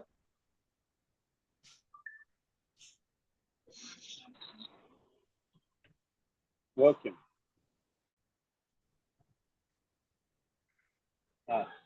தேங்க்யூ. சார் நீங்க பேசுறது கேட்கல மிஸ்டர் முகுந்தனா. Yes sir. சொல்லுங்க சார், என்ன டவுட் சொல்லுங்க. டவுட் ஆடுவலாம் சார். கோஎஃப்எஸ் 29 சொன்னீங்களா சார்? 31. ஆமாங்க. அது இப்போ ஆடுக்கு அவசரம் தேவைப்படுது சார். அதுக்கு என்னென்ன பண்ணலாம் சார்? ஆடுக்காகவா? ஆமா சார். கோஎஃப்எஸ் 29 31 மல்டி கட் கிடைக்குதுங்க, சிங்கிள் கட் கிடைக்குது. மல்டி கட் தான் மேக்ஸிமம் இருக்கும். நீங்க விதை வாங்கிக்கலாம் சார். நீங்க போயிட்டு வாங்கிக்கலாம். வாங்கிட்டு நீங்க சோளம் வாங்கிட்டு கிடைக்கலாம் சார். நீங்க எந்த ஊர்ல பேசுறீங்க? நாங்க திருவள்ளூர் மாவட்டம் சார். திருவள்ளூர்னா அங்க ஏதாவது விதைகள் விதை விக்கிற அதுக்கு நம்ம டைரி கனெக்ட்ல ஒருத்தர் இருக்காருங்க சார். அவர்கிட்ட லிங்க் பண்ணி விட்டுறேங்க சார். சார் ஊர் பேரையும் நம்பரையும் அனுப்புங்க சார். சரி சார். கோஎஃப்எஸ் 29 எங்க கிடைக்கும்ன்ற டீடைல் உங்களுக்கு அனுப்பிச்சுறேன் sir. Yes sir. Thank you sir. Okay.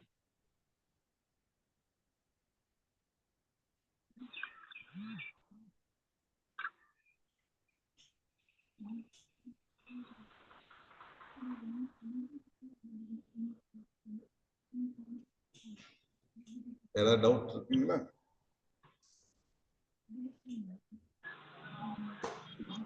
Hello sir, வேற யாருக்காவது ஏதாவது டவுட் இருக்குங்களா?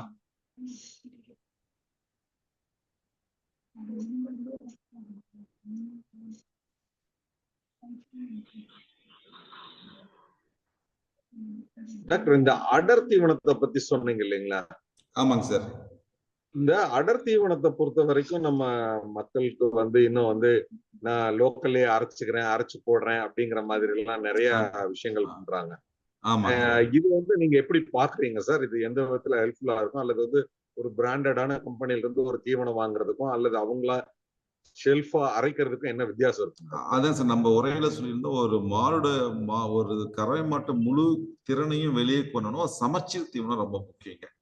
ஒரு விவசாயி வந்து சுயமா ஒரு அடத்தீவனம் தயாரிக்கும் போது அந்த சமச்சீர் தீவனம் வர்றதில்லை.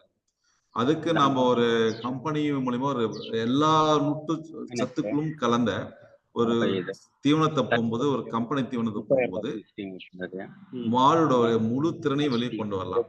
ஒரு விவசாயிய சுயமா அந்த அடத்தீவனம் தயாரிக்கும் போது சில மிஸ்ஸிங்ஸ் நடக்குதுங்க.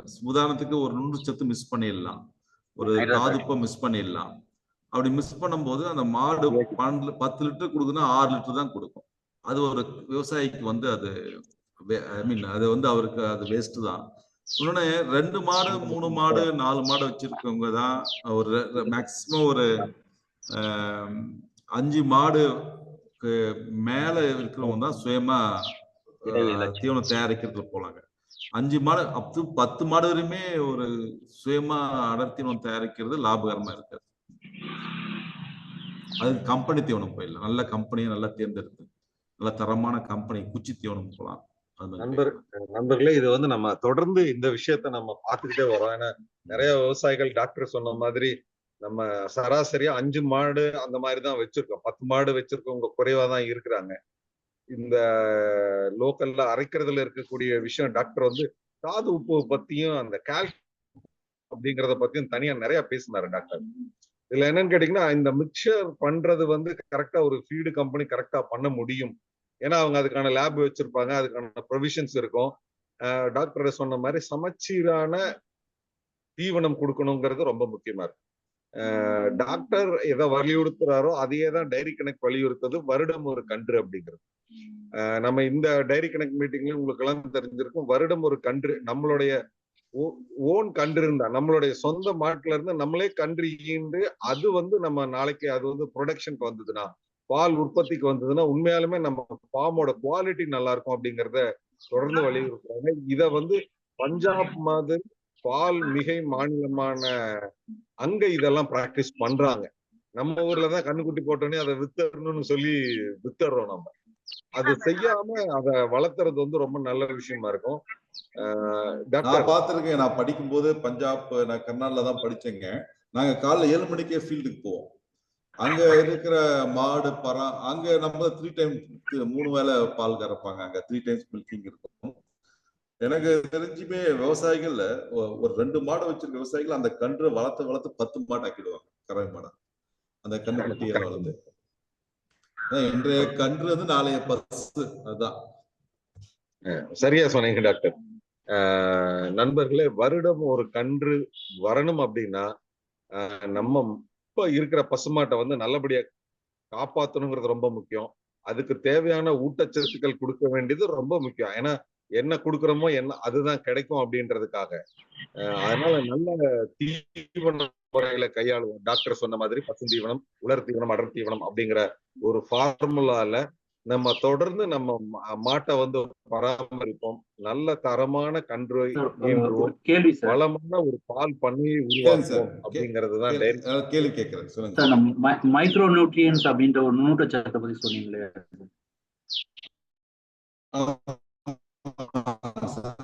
அதுதான் அந்த மைக்ரோ அதிகமா பேசுறாங்க. அந்த மைக்ரோ நியூட்ரியன்ஸ் தாதுப்பு கலவை, ஊட்டச்சத்துக்கள் வருது, ஈஸ்ட் வருது, எல்லாமே இந்த மைக்ரோ நியூட்ரியன்ஸ் தேவைப்படுதுங்க. இப்போ இந்த மைக்ரோ நியூட்ரியன்ஸ்ல தாதுப்பு கலவையில அதை தாண்டி கால்சியம் உப்பு பத்தி, கால்சைட் உப்பு பத்தி நம்ம பேசுறோம். அதெல்லாம் இப்ப இதோட தேவை அதிகமாயிடுச்சு கறவை மாடு.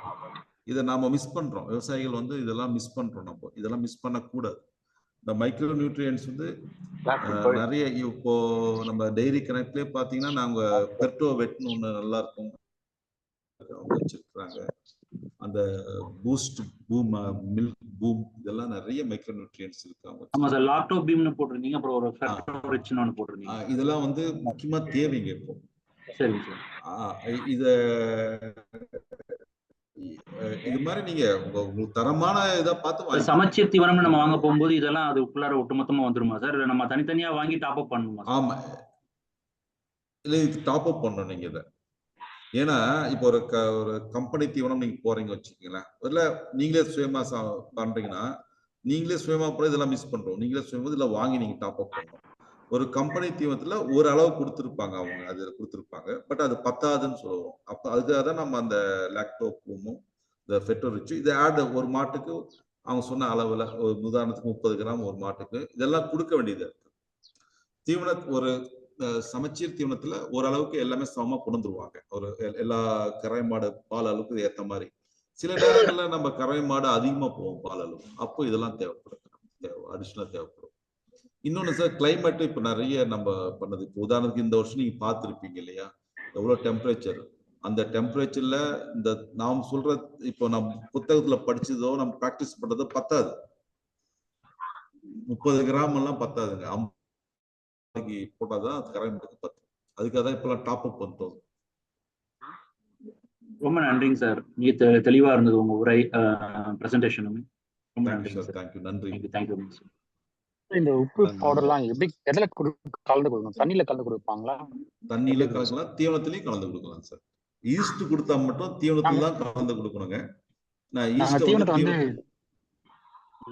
மாட்டு தண்ணி வைக்கிறோம் இல்லையா, அந்த கஞ்சி புண்ணாக்கெல்லாம் போட்டு அது கூட தீவனத்தையும் போட்டு கொடுக்குறோம். அதுலயே ஒரு ஸ்பூன் எடுத்து போடலாமா?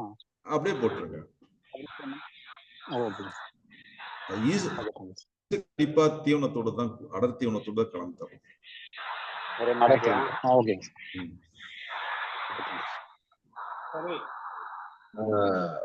ரொம்ப நன்றி டாக்டர். சிறப்பான ஒரு என்ன சொல்றது ஒரு செஷனா இருந்தது இந்த டைம். நன்றி சார்.